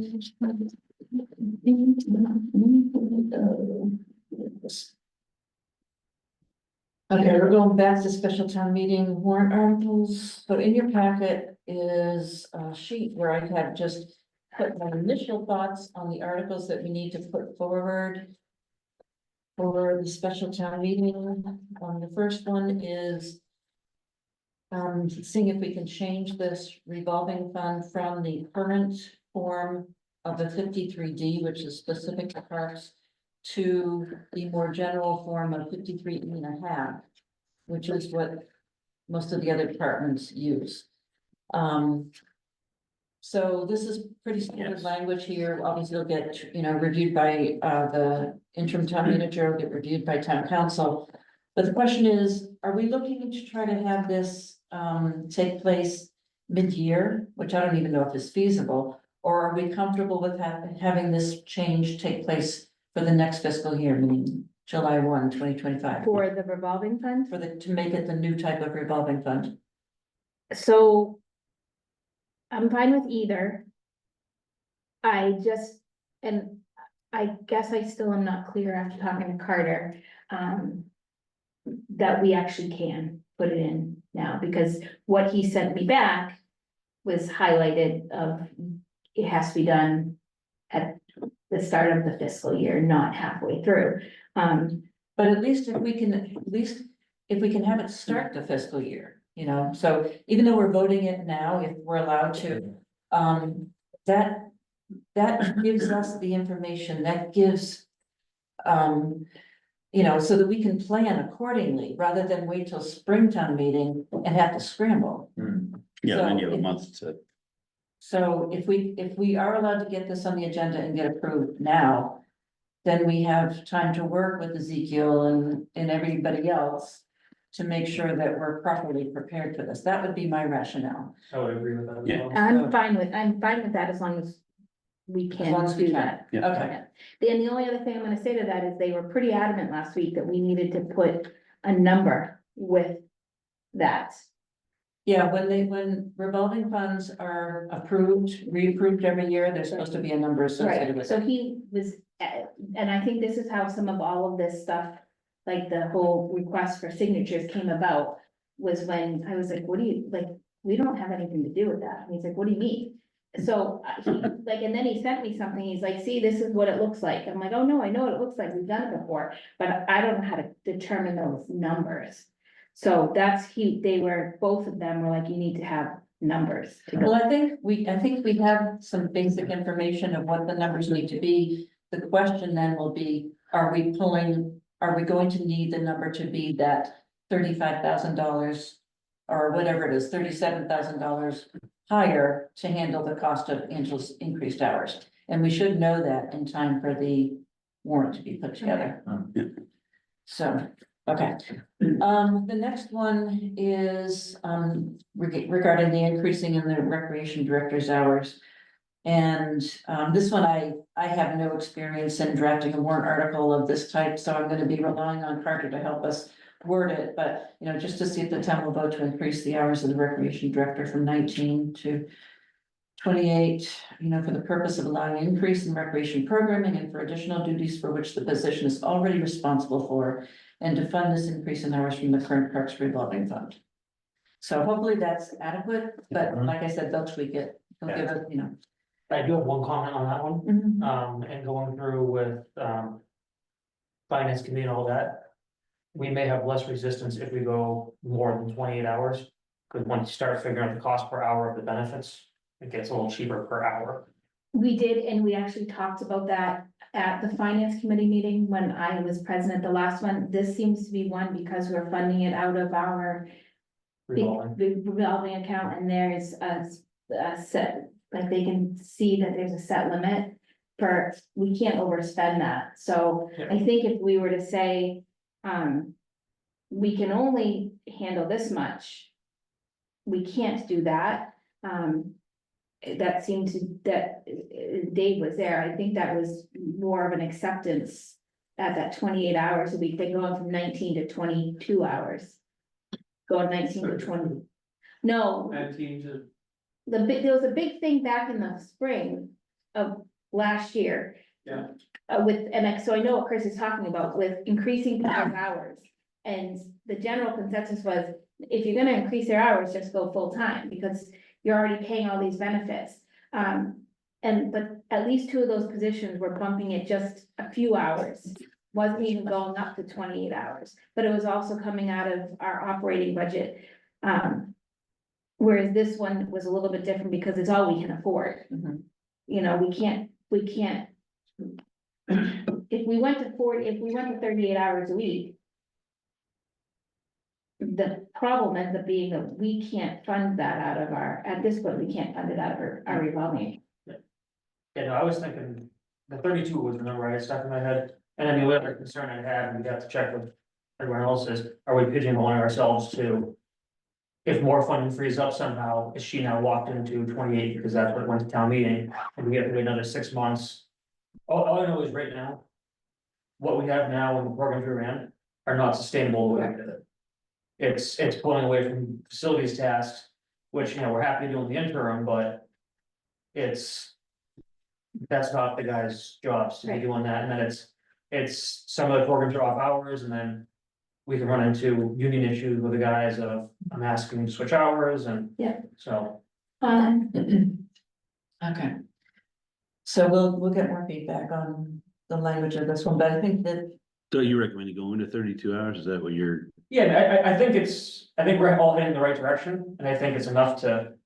Get us on a warrant. I think we just have a couple details to hammer out, but. But the question becomes if this passes, we can't have her work 32 hours. But I also think that, If we're approved for 32, we could say you're capped at 28. Yeah, or at we least, could say to a max of 32. yeah, and then, because there's always the possibility that more funding frees up elsewhere, you know, Heather, the previous town manager, her plan was originally to take this to fall town meeting and not do it with the revolving funds. And there was quite a bit of support for that already. Right. So if that supports, if some of that support still exists, I think we capitalize on it. And, you know, there were departments within the town that were cutting positions that were supporting her increased hours. So. Yeah. You know, I'd rather it not be an issue of her not being able to work the hours that are necessary. Yeah. Because we didn't word it But a correctly. part of me also says that if we started with a smaller number and show that it's working, then we can have better justification to change it for the next. and that was what Angela had said, and because I point blank called her one day and I said, if we brought you to full time, and there was great pause, and part of it. We need to build this program, and to build it, you know, I think she was more confident in a 28 than going to 38 for sure. Yeah, I think 38 is a big job. Yeah, that'd be a lot. She also handles all the parks building. Yeah. So it's not, you know, the term recreation director for anyone else that's watching or paying attention, that's not her only job. She handles all. There's a the lot parks under building. that. Right, So- I have As a copy the- of her job description. Do you have a copy of her job? I can get description? you one. Okay, thank you. Be good for us to have. Yeah, send it to all of us. That'd be good. They usually are. Yeah, it basically took what. A bullet of, and any other task team It necessary. peeled off everything related to parks. I think if we could figure out how to phrase it so that we wouldn't be limiting her to that just being at that 28 hours. If the up to 32 is the appropriate phrasing, then I think we're, All right, I'll talk to him about that. Yeah, okay. Yeah. That's, I think that's the right idea. we'll be meeting again before. That's the right idea. All right, and then the last one is the funding of the Marshall Park project, and this one, you know, is just saying to see if the town will vote to borrow some of the money within the town's debt limits under Mass General Law, Chapter 44, Section 10, for the purpose of funding the design and construction of the Marshall Park renovation project, including all related equipment and costs, or take any other action relative thereto. That, because this is not looking for a debt exclusion to, you know, to do this borrowing, it's a much easier warrant article and does not require a ballot question either. So it's just a warrant article. So, but as I said, I'll be reviewing all these with Carter on Monday. I'll let you guys know if there's any issues with any of them. So that's not really a vote I need at this point. These are good though. Thank you. Because we already voted to put these articles on the warrant, so.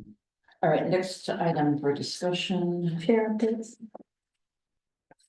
Your chair updates. Okay, I don't really have anything, so we Okay. can cross out that. Upcoming meeting dates, so our next regular meeting would be third Thursday in September. I don't have my calendar in front of me. Third Wednesday in September is the 18th. September 18th. Okay, that would be the regular time of 7 o'clock here. Okay, so any other business? We have no correspondence. I do have one announcement from Angela. The beach closes Sunday, August 25th.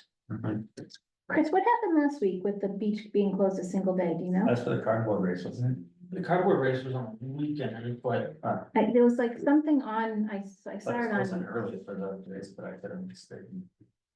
to be honest, I wasn't aware that it was closed one day. it says the beach, oh, now it says the beach season one, but it was weird. It was like, there was an alert that popped up that says the beach will be closed on X day. So, no big deal. Okay. Does the board have any other comments or announcements? Have none. Chris? Okay, public comment? Tonight. Okay. Believe it or not. Yeah, it is. Okay, well, good job, guys. This is a lot for me to go through one night. Motion to adjourn at 9:58 PM. Second, All in favor? Uh, aye. Okay, thank you all.